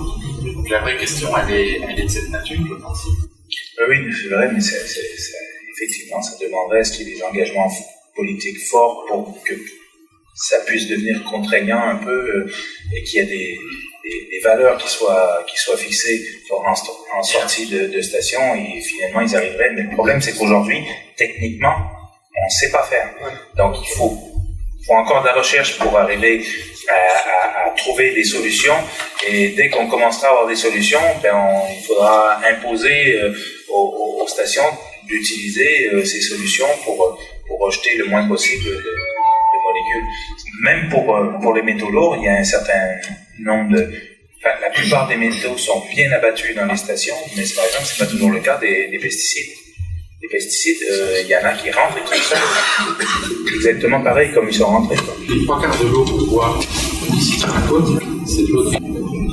Et en tout cas, dans le sud-ouest, toutes ces zones-là comme ça qui apparaissent, donc en gros, c'est plus de 50 pesticides, voilà, dans les points les plus foncés. En gros, entre 11 et 50 dans ce secteur-là. Et on a vu qu'il y a quand même pas mal de pesticides qui sont directement des phytosanitaires utilisés pour la maïsiculture. Je remarque que c'est bravo pour le vignoble bordelais, mais pas pour le vignoble bourguignon. Non, effectivement. La vallée du Rhône est quand même... c'est pas très brillant. Il y a quelque chose quand même, ça paraît très alarmiste, mais si dans la détection, vous mettez pas un seuil, parce qu'actuellement, avec un certain nombre d'appareils, on trouve toujours des produits. Je me souviens avoir les dioxines, on en trouvait partout si on utilisait des appareils qui étaient suffisamment sensibles, avec des méthodes où on passe successivement du ppm au ppb, au millième de pp, etc. Donc ici, ce qui serait plus significatif, c'est qu'il y ait quand même un seuil, c'est-à-dire il y a 377 pesticides qui sont décelés, dont X, je sais pas combien il vaut, sont supérieurs à quelque chose qui commence à représenter ce qu'on croit être un danger. Je dois confesser que j'ai pas lu entièrement le rapport qui fait à peu près 350 pages. Et j'ai piqué un graphique bêtement dedans comme ça. Donc effectivement, mais je pense qu'il doit y avoir les seuils qui ont été définis, qui ont été identifiés, et que ces valeurs sont données. Donc après, je peux pas vous dire si ce sont des seuils excessivement faibles ou pas. Mais en tout cas, ce qui est certain, c'est que généralement, les limites de détection des pesticides sont pas si basses que ça, où il faudrait pouvoir filtrer des mètres cubes d'eau pour pouvoir avoir suffisamment de matière pour pouvoir le détecter. C'est sûr qu'ils n'ont pas filtré des mètres cubes. Ils ont dû filtrer normalement environ 1 litre d'eau. C'est à peu près la quantité qui est prise à chaque fois. On fait généralement 3 à 4 échantillons d'1 litre, et on fait donc des réplicas sur un même site. On fait des réplicas pour être certain. Donc on analyse, on filtre un premier litre, on filtre un deuxième, un troisième, un quatrième, et on compare les résultats sur ces différents échantillons. C'est généralement la méthode qui est utilisée. Donc en conclusion, écoutez, l'ado comme la Bidasoa ont subi toutes les deux de nombreuses modifications hydromorphologiques. Donc il y a quand même les deux sont bien touchés. Alors il n'y a pas de dragage sur la Bidasoa, et c'est tant mieux. Par contre, au niveau, il y en a sur la Dour, sur la partie basse. Par contre, au niveau endiguement des berges et artificialisation des berges sur la Bidasoa, on a fait fort quand même. il y a un aéroport international d'un côté, il y a une des plus grosses gares de France qui est là sur l'autre côté, il y a un port de commerce, port de pêche plutôt, qui a été complètement poldérisé, en fait, gagné sur la mer, le port, c'est du remblayage qui a été fait comme ça. Et puis toutes les berges sont complètement artificialisées à 100% sur toute la longueur de la masse d'eau estuarienne. Voilà. Sur l'Adour, on n'est pas très loin de la même situation, sauf que sur la partie amont, les digues sont végétalisées, donc ça se voit pas trop. Mais c'est quand même des digues. C'est-à-dire qu'en fait, en gros, on ne laisse plus respirer l'estuaire. On le contraint dans des limites. Il n'y a plus tellement de débordement comme ça se fait à plein d'endroits, où ça sert, ces zones de débordement qui pourraient être aménagées comme ça servirait à la fois, donc, d'un point de vue biologique, comme zone d'auto-épuration de l'eau un peu, mais ça servirait aussi en prévention des inondations. C'est endigué sur toute la longueur, et régulièrement, Bayonne a les pieds dans l'eau. Ce serait pas endigué sur toute la longueur et l'eau pourrait s'étaler un peu plus en amont dans des zones où il y a moins d'habitation. Effectivement, aujourd'hui, il y a de l'agriculture dans ces zones. On a même fait des polders, plus ou moins, des endroits où on a asséché les zones qui étaient des zones humides et qui étaient régulièrement inondées pour en faire du maïs. Donc, dans ces polders, éventuellement, il y aurait peut-être possibilité de rendre ces zones comme ça à la rivière pour lui permettre de respirer un peu, c'est-à-dire de prendre l'expansion, de revenir et tout au gré des grandes marées qui vont se conjuguer avec des débits importants, par exemple à la fonte des neiges ou des choses comme ça, un gros orage simplement parfois, ça peut entraîner donc des débits importants, une montée des eaux. Si on aménageait des zones comme ça sur la rivière, certainement que Bayonne aurait moins souvent les pieds dans l'eau et quelque part ça pourrait aussi aider à une certaine forme d'auto-épuration de l'eau. Mais qui pourrait prendre ces décisions et les appliquer? L'État, monsieur. L'État.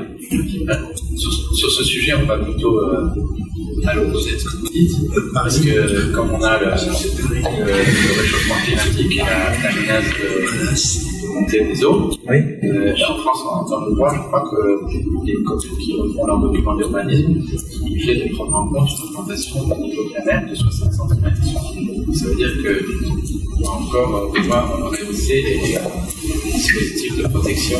Jusqu'à ce que ça devienne comme à Nouvelle-Orléans, où ils ont des digues qui font 3,50 m. Les digues font entre 3,50 m et 6 mètres à Nouvelle-Orléans. Moi, j'ai marché sur les digues, c'est impressionnant, quoi.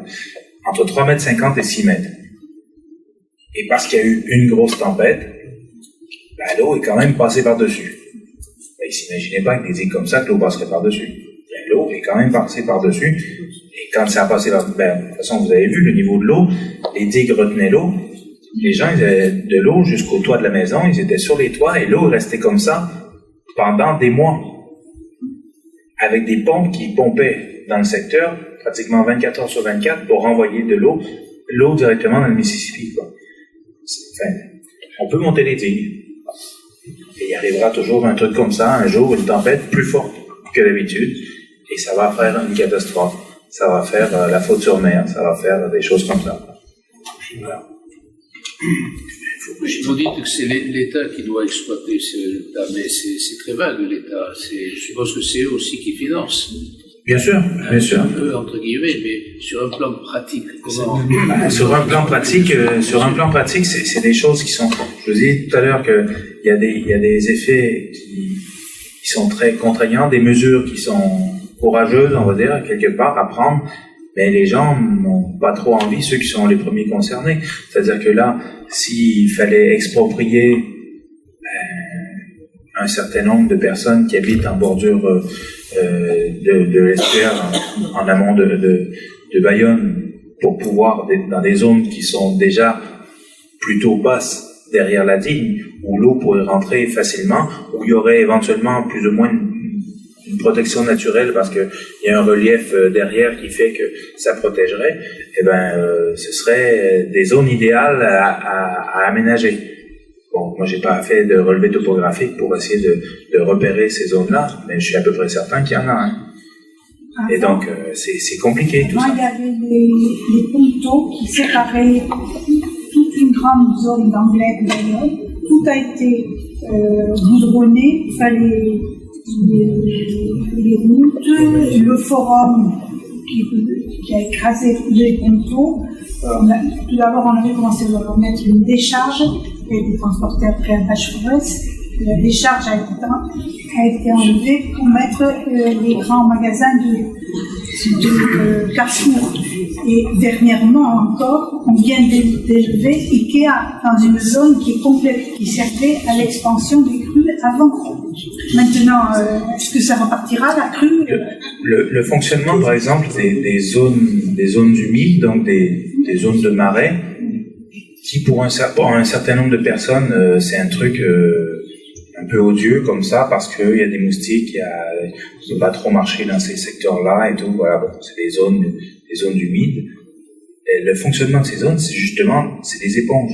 C'est-à-dire que le principe, c'est que si on les inonde, ils vont absorber de l'eau, qui vont relâcher beaucoup plus doucement que ce qu'ils ont pu réussir à absorber. Donc l'eau va repartir doucement et être larguée doucement. Donc du coup, c'est exactement ce qu'on demande en fait pour protéger un peu les habitants, c'est que quand il y a un gros coup d'eau qui arrive, être capable de stocker cette eau temporairement et qu'elle reparte doucement vers la rivière.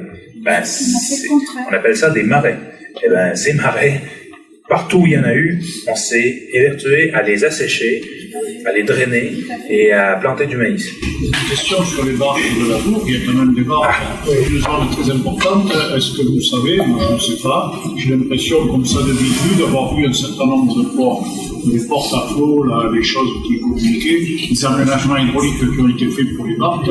Je n'ai pas l'impression que c'est toujours en très bon état. Et c'est du ressort de qui? Alors, la gestion à proprement dite des barques, je suis pas certain si c'est pas le conservatoire du littoral. Mais je sais pas si c'est le conservatoire du littoral ou si c'est peut-être le conseil général ou... Sur les portes à flot et portes à clapet, il y a en fait tout le long de la Dour, dans les Vartes, il y a des associations syndicales autorisées. Donc c'est des associations de propriétaires privés en fait, qui essaient de se cotiser et de gérer les ouvrages, mais bien souvent les travaux sont conséquents et financièrement ils n'ont pas forcément les moyens de les assumer. Voilà, ça c'est une question justement. Ce sont eux qui gèrent, mais est-ce que les ouvrages leur appartiennent? Parce que, par exemple, il y a plein d'endroits où il y a des ouvrages comme ça sur l'estuaire de la Gironde. Les ouvrages appartiennent au conseil général, par exemple, et ce sont des syndicats de marais qui vont gérer. Sauf que, à un moment donné, le fonctionnement est plus ou moins efficace. Pour le marais, ça les gêne pas plus que ça, et du coup, ça se dégrade de plus en plus. Et le conseil général n'est pas toujours très en avant pour aller dépenser des sous pour faire ça, parce que ça a été fait à un moment où on a dit on vous laisse la gestion et tout, mais plus ou moins en supposant qu'ils allaient aussi payer s'il y avait des travaux à faire, puisque c'était quand même pour eux, pour leur marais derrière. Mais effectivement, il y a des problèmes. Alors justement sur la Dour, c'est une très très grande question et un gros point de départ, un gros point d'interrogation de départ sur la gestion des ouvrages, c'est que la propriété, la gestion et la responsabilité des ouvrages n'est pas forcément claire et connue. Donc ça s'éclaircit progressivement sur les digues en elles-mêmes, mais donc il y avait un certain nombre de digues étaient orphelines de propriétaires ou gestionnaires, mais petit à petit, certaines digues sont reconnues, etc.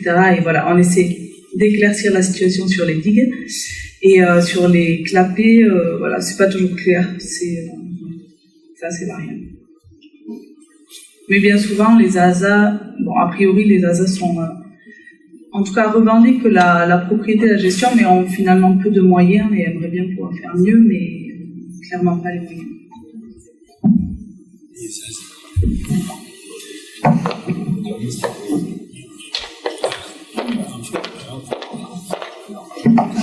J'avais une question. Vous nous avez montré une image sur les déchets de plastique, les macro-déchets là. Et j'ai lu des documents assez récents qui faisaient part d'une chose assez inattendue. C'est qu'on trouvait en quantité importante des microplastiques à l'aval des stations d'épuration et peut-être à l'aval de nos machines à laver. Donc je voulais savoir si vous aviez, dans vos études, retrouvé dans les poissons ou autres ces microplastiques. Et si c'est un vrai problème ou pas. Alors effectivement, dans les microplastiques, ils existent bien. Parce qu'il est arrivé, nous, on a eu 2 thèses là, au cours des 10 dernières années qui se sont intéressées au régime alimentaire des poissons. Donc, on a étudié les contenus stomacaux. Ce que ça veut dire, c'est qu'on a prélevé un certain nombre de poissons, on les a disséqués, on a sorti l'estomac et on a ouvert l'estomac pour voir qu'est-ce qu'il y avait dans l'estomac, pour identifier les proies qui étaient consommées par les poissons. Et on a été aussi étonné parfois de découvrir un certain nombre de microparticules plastiques qui sont ingérées par les poissons et qui se retrouvent dans l'estomac.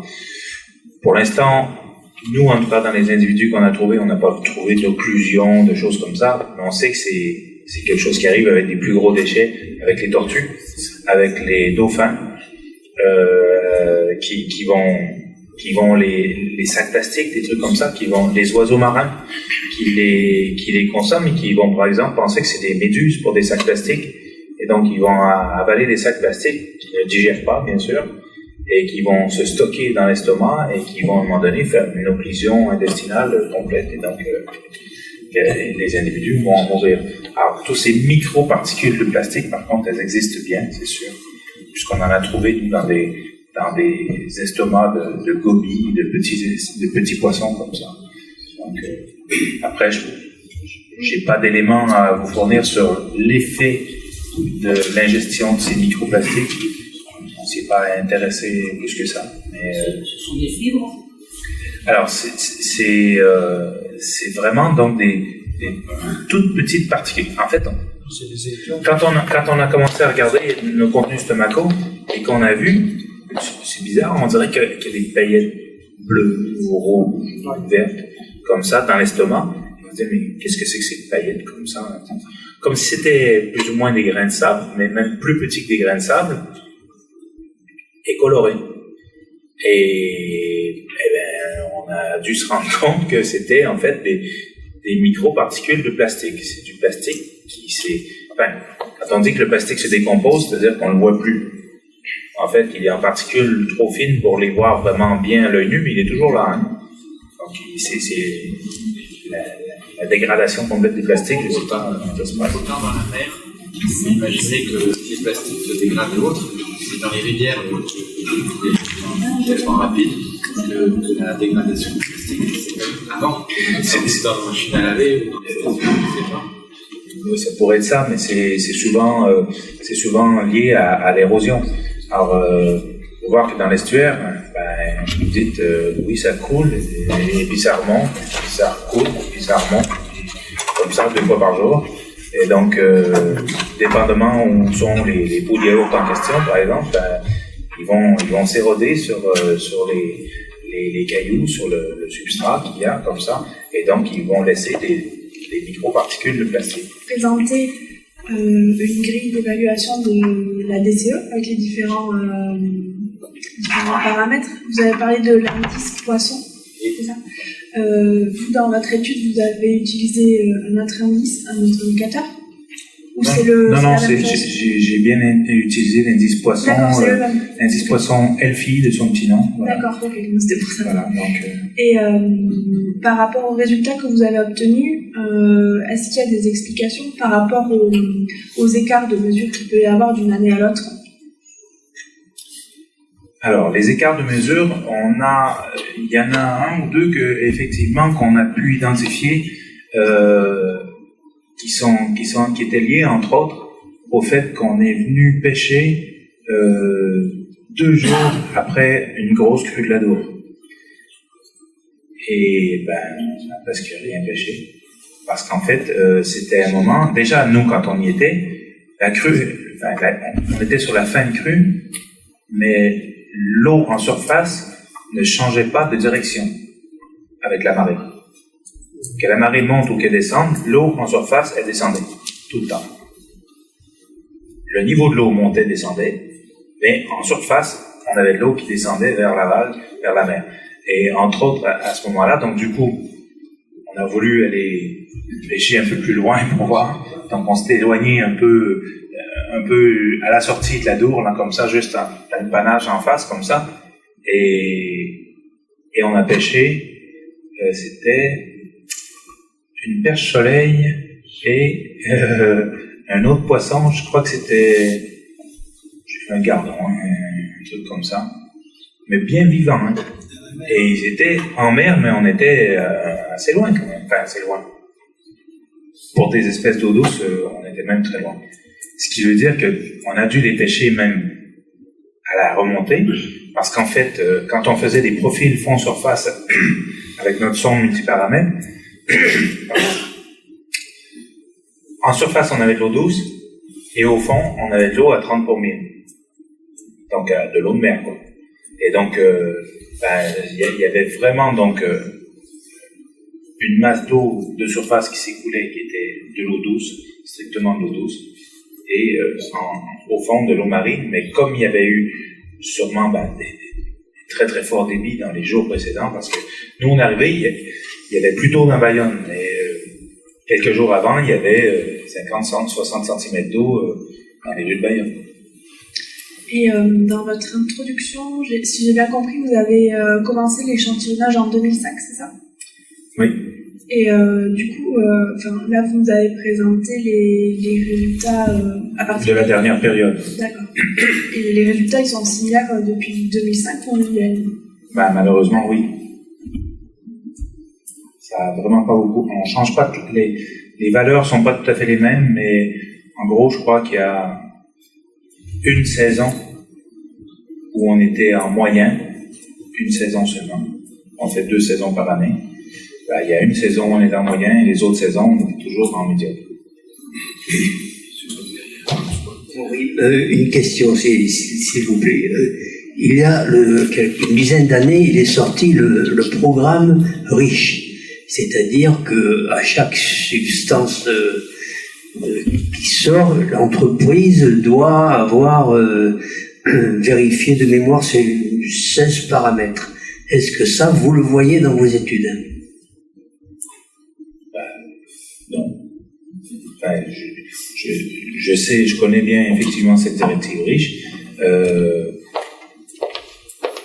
Effectivement, ils sont censés contrôler l'innocuité des molécules et puis de déterminer les L50 et des trucs comme ça. Donc, c'est des valeurs qui entraînent la mort, qui entraînent la mort de 50% des individus.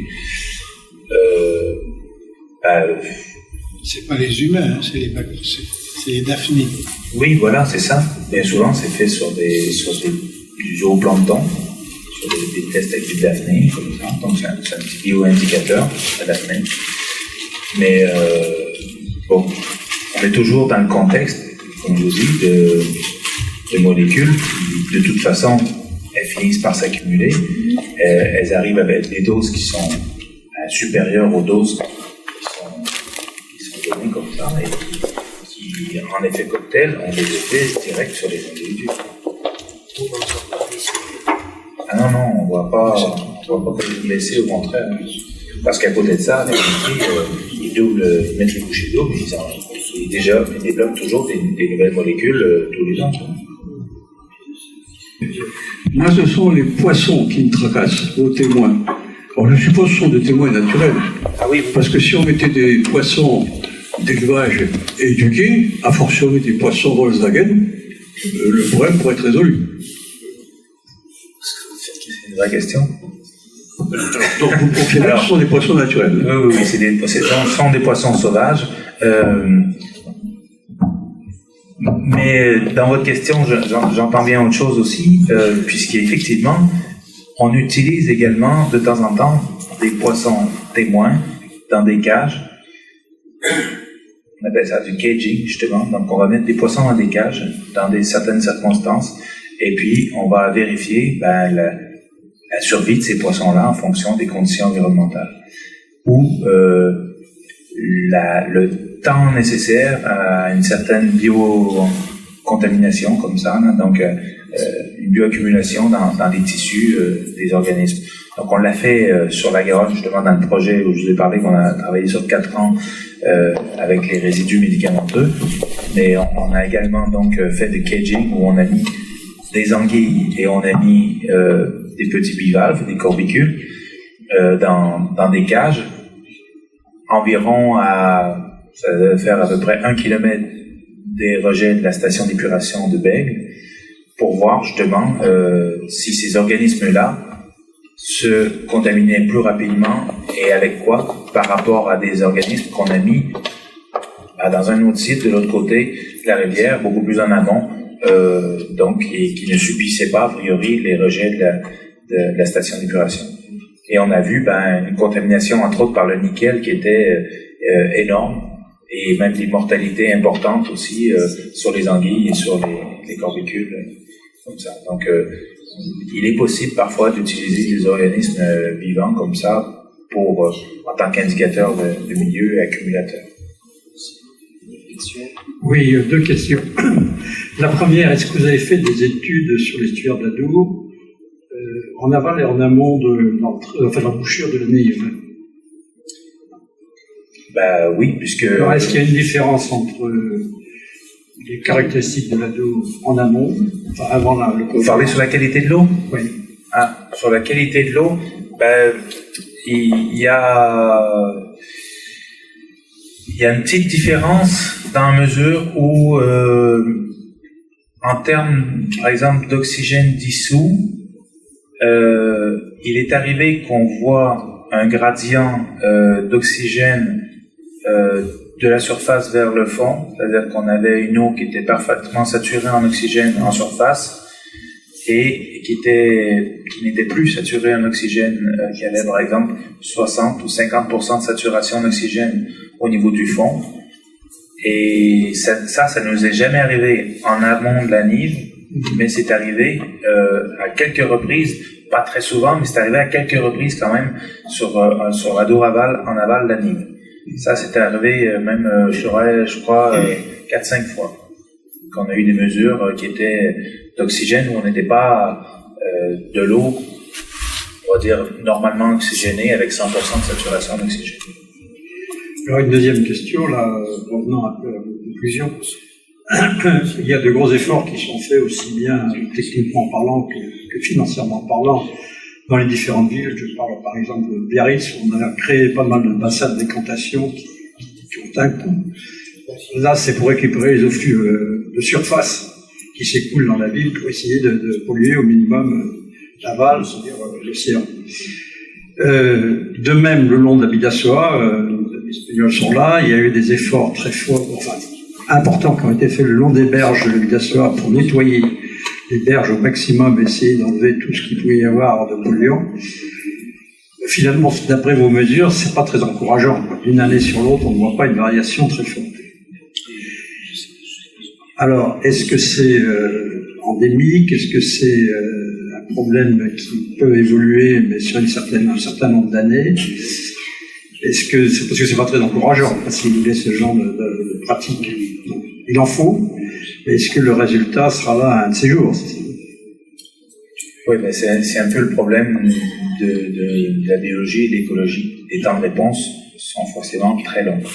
Et je confirme ce que vous dites, c'est-à-dire sur la Bidassoa, il y a eu quand même pas mal de choses qui ont été faites pour essayer d'améliorer la qualité de l'eau sur la Bidassoa. Je ne devrais pas le dire, mais je le dis quand même, plutôt côté espagnol que côté français. Exactement, je suis d'accord. Ça s'est bien mieux amélioré côté espagnol que côté français. Côté français, on trouve encore des rejets sauvages à quelques endroits, alors que sur le côté espagnol, moi j'en ai pas vu. Alors que j'en avais vu, dans les années 2000, début des années 2000, il y en avait encore. Et là, encore récemment, sur la Bidassoa côté français, J'ai vu à quelques endroits des rejets un peu sauvages, là, comme ça.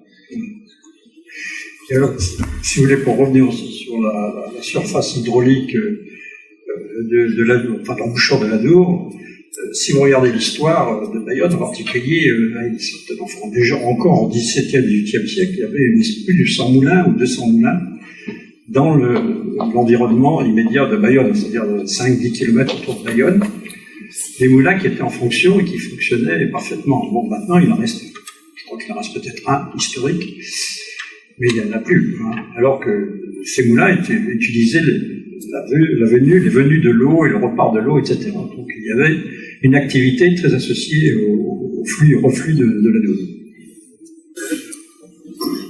Il me semble qu'il faudrait regarder doucement, mais de manière critique, bien sûr, la façon dont la réglementation pesticides fonctionne, est préconisée. C'est-à-dire que, j'ai essayé de la faire courte, hein, c'est-à-dire qu'on autorise un pesticide, c'est par végétaux, en fonction de la nécessité. Et on va donner une dose limite de rejet, ou une dose limite d'acceptabilité dans le végétal en question. À ma connaissance, on se fiche de ce qui passe par le caniveau, par la rivière. C'est peut-être là qu'il y a l'effet cocktail. Hein.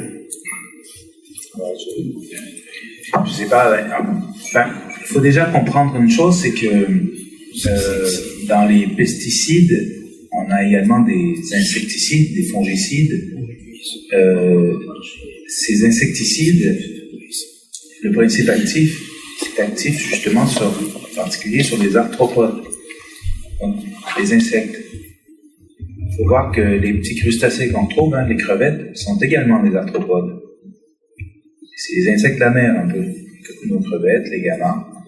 Et donc, c'est souvent les premiers à à subir des contraintes qu'il pourrait y avoir des insecticides dans l'eau.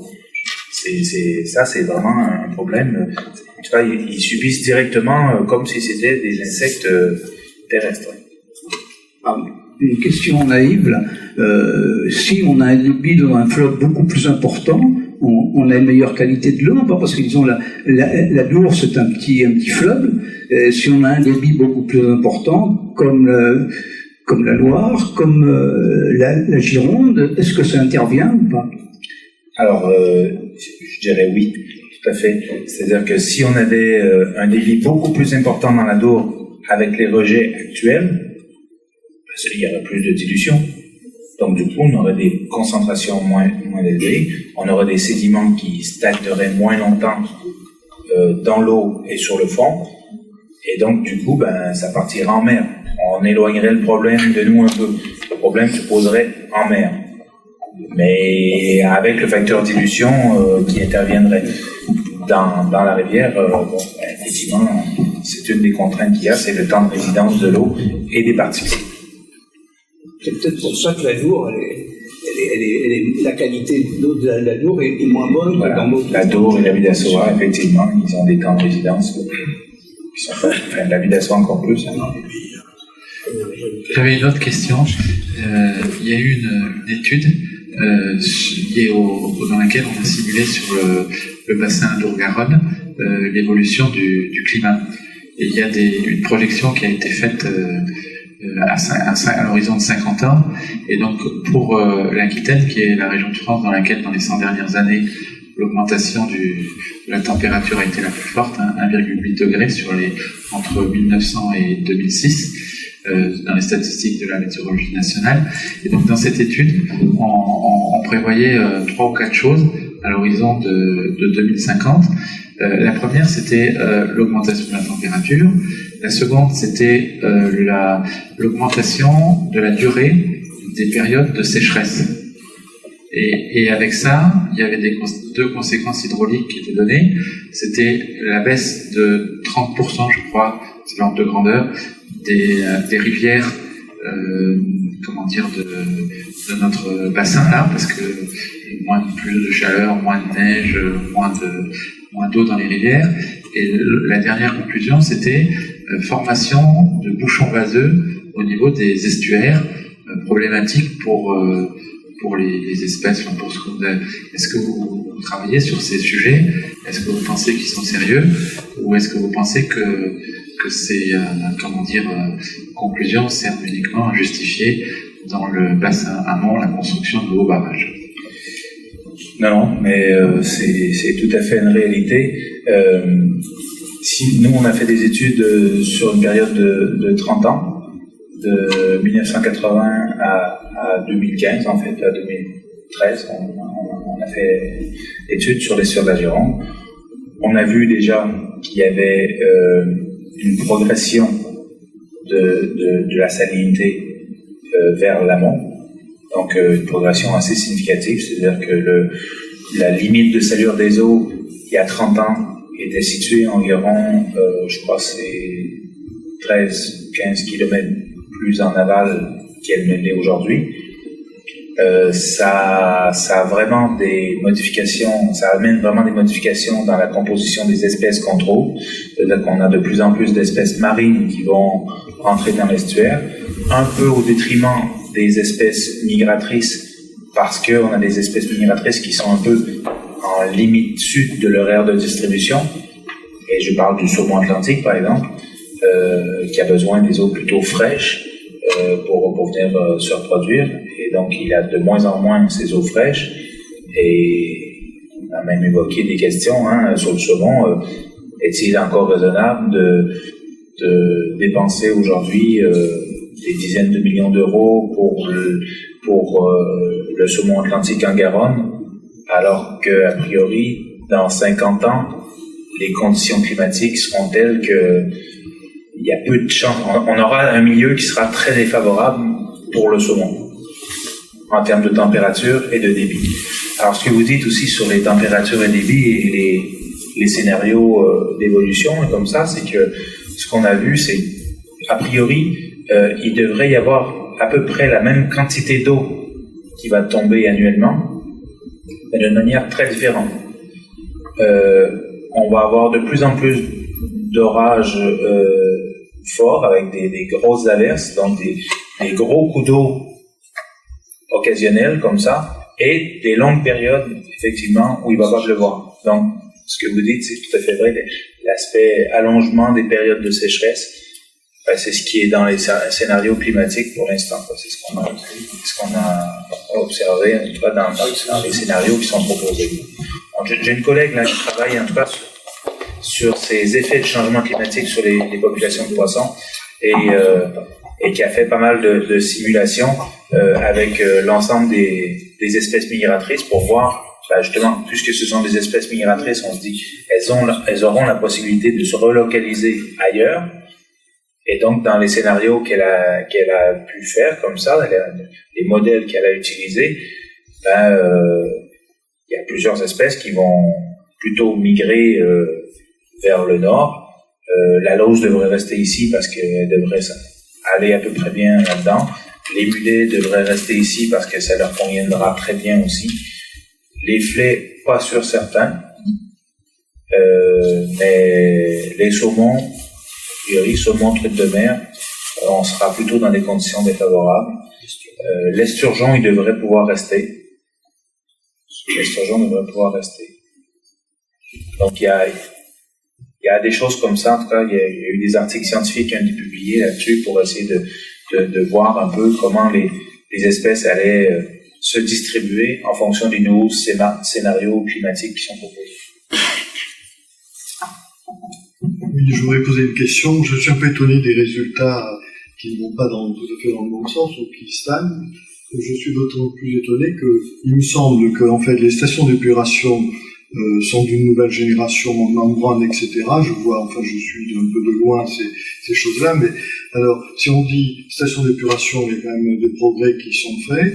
Et de l'autre côté, tout ce qui est hors zonage collectif, c'est-à-dire le particulier qui habite dans le milieu rural, là, il y a aussi des efforts qui ont été faits, puisqu'il y a des contrôles maintenant qui se font chez les particuliers, tous les 3 ou 4 ans, on fréquente 2, où on demande que les installations soient suivies des faits. Alors, finalement, cette pollution, on en revient, on se retourne vers quoi? vers les industriels, quels sont les, je fais des fautifs, mais enfin, il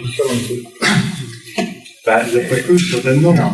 Alors effectivement, je ne vais pas mettre la faute sur les stations d'épuration, puisque les stations d'épuration sont là pour épurer. Elles ne sont pas là pour polluer, effectivement. Elles reçoivent de l'eau qui est beaucoup plus polluée, et elles nous rendent de l'eau qui est moins polluée, pas complètement dépolluée, mais beaucoup moins polluée que ce qu'elles reçoivent.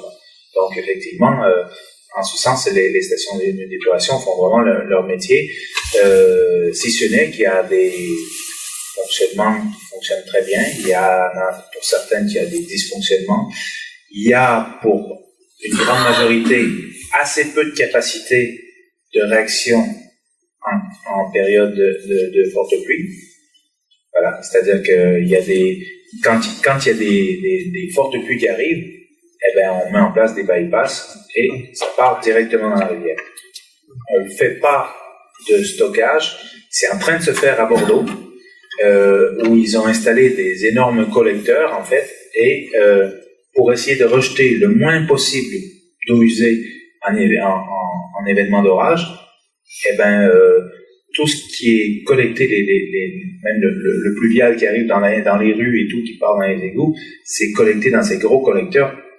Ils essaient de remplir le maximum de stockage avant de rejeter, parce que de temps en temps, si c'est un épisode qui dure 1 heure ou 2, ça va juste servir à tout remplir les réservoirs qu'ils ont, et après, ils arriveront à traiter l'eau sur 2, 3, 4 jours, ils vont arriver à traiter l'eau qui est stockée. Oui, mais alors, pardon Mario, mais vous dites là, vous soulevez un point important, c'est-à-dire que l'assainissement, les stations d'épuration devraient prendre que les eaux usées. Or, on sait très bien qu'il y a des réseaux où on met les eaux usées plus les eaux pluviales. Et c'est là où il y a un problème, c'est que en forte précipitation, effectivement, à un moment donné, les stations ne peuvent plus recevoir la quantité pour laquelle elles ont été conçues, et puis on ouvre les vannes. Et ça, c'est bon. Ça, c'est un point. Mais ce que j'ai connu, c'est que aujourd'hui, les eaux pluviales, il faut pouvoir les traiter. Il faut pouvoir les traiter. Et parce que les eaux pluviales, tout ce qui ruisselle dans les rues, on se rend pas compte comme ça, mais c'est pas de l'eau claire qui sort. Tout ce qui ruisselle dans les rues, c'est de l'eau qui est fortement contaminée la plupart du temps. Oui, alors, il y a un intérêt réel, en tout cas, à traiter ces eaux pluviales. Oui, alors un autre exemple en campagne, c'est actuellement il y a des éleveurs peu importe de bétail qui vident allègrement leur lisier dans les champs. On est en période de sécheresse, alors c'est absorbé, tout va très bien. Il va arriver certainement les grandes pluies prochainement. Tout ça va filer gentiment vers les petits ruisseaux et qui finit à la grande rivière. Alors l'impact là-dessus, je suis pas un spécialiste, mais on devine. On parlait de l'impact éventuel donc des stations d'épuration pour les zones urbaines, ça c'est une chose. Un des gros problèmes qu'il y a encore aujourd'hui, c'est l'agriculture. C'est l'agriculture qui utilise beaucoup de pesticides, beaucoup d'intrants, beaucoup de toutes sortes de choses que quand ça se retrouve dans l'eau, c'est pas une bonne qualité d'eau. Sur la question des stations d'épuration, pour donner un complément de réponse, il faut savoir que quand on achète une station d'épuration, on est obligé de la dimensionner pour un certain nombre d'habitants, pour une certaine récurrence d'événements pluvieux. Et donc on ne peut pas dimensionner, par exemple, la station pour la pluie qui arrive une fois tous les 5 ans. Et donc il y a nécessairement ce problème des crêtes qui est très très difficile à régler. Mais une façon de régler ces sujets, c'est sur le travail en amont et sur notre côte basque où on n'arrête pas de bétonner et de goudronner sans trop s'intéresser à ces sujets.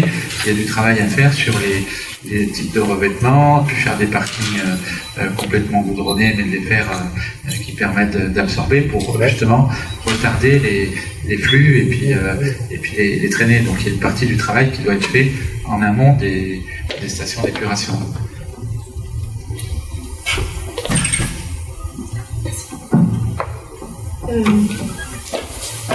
C'était pour compléter aussi par rapport aux stations d'épuration.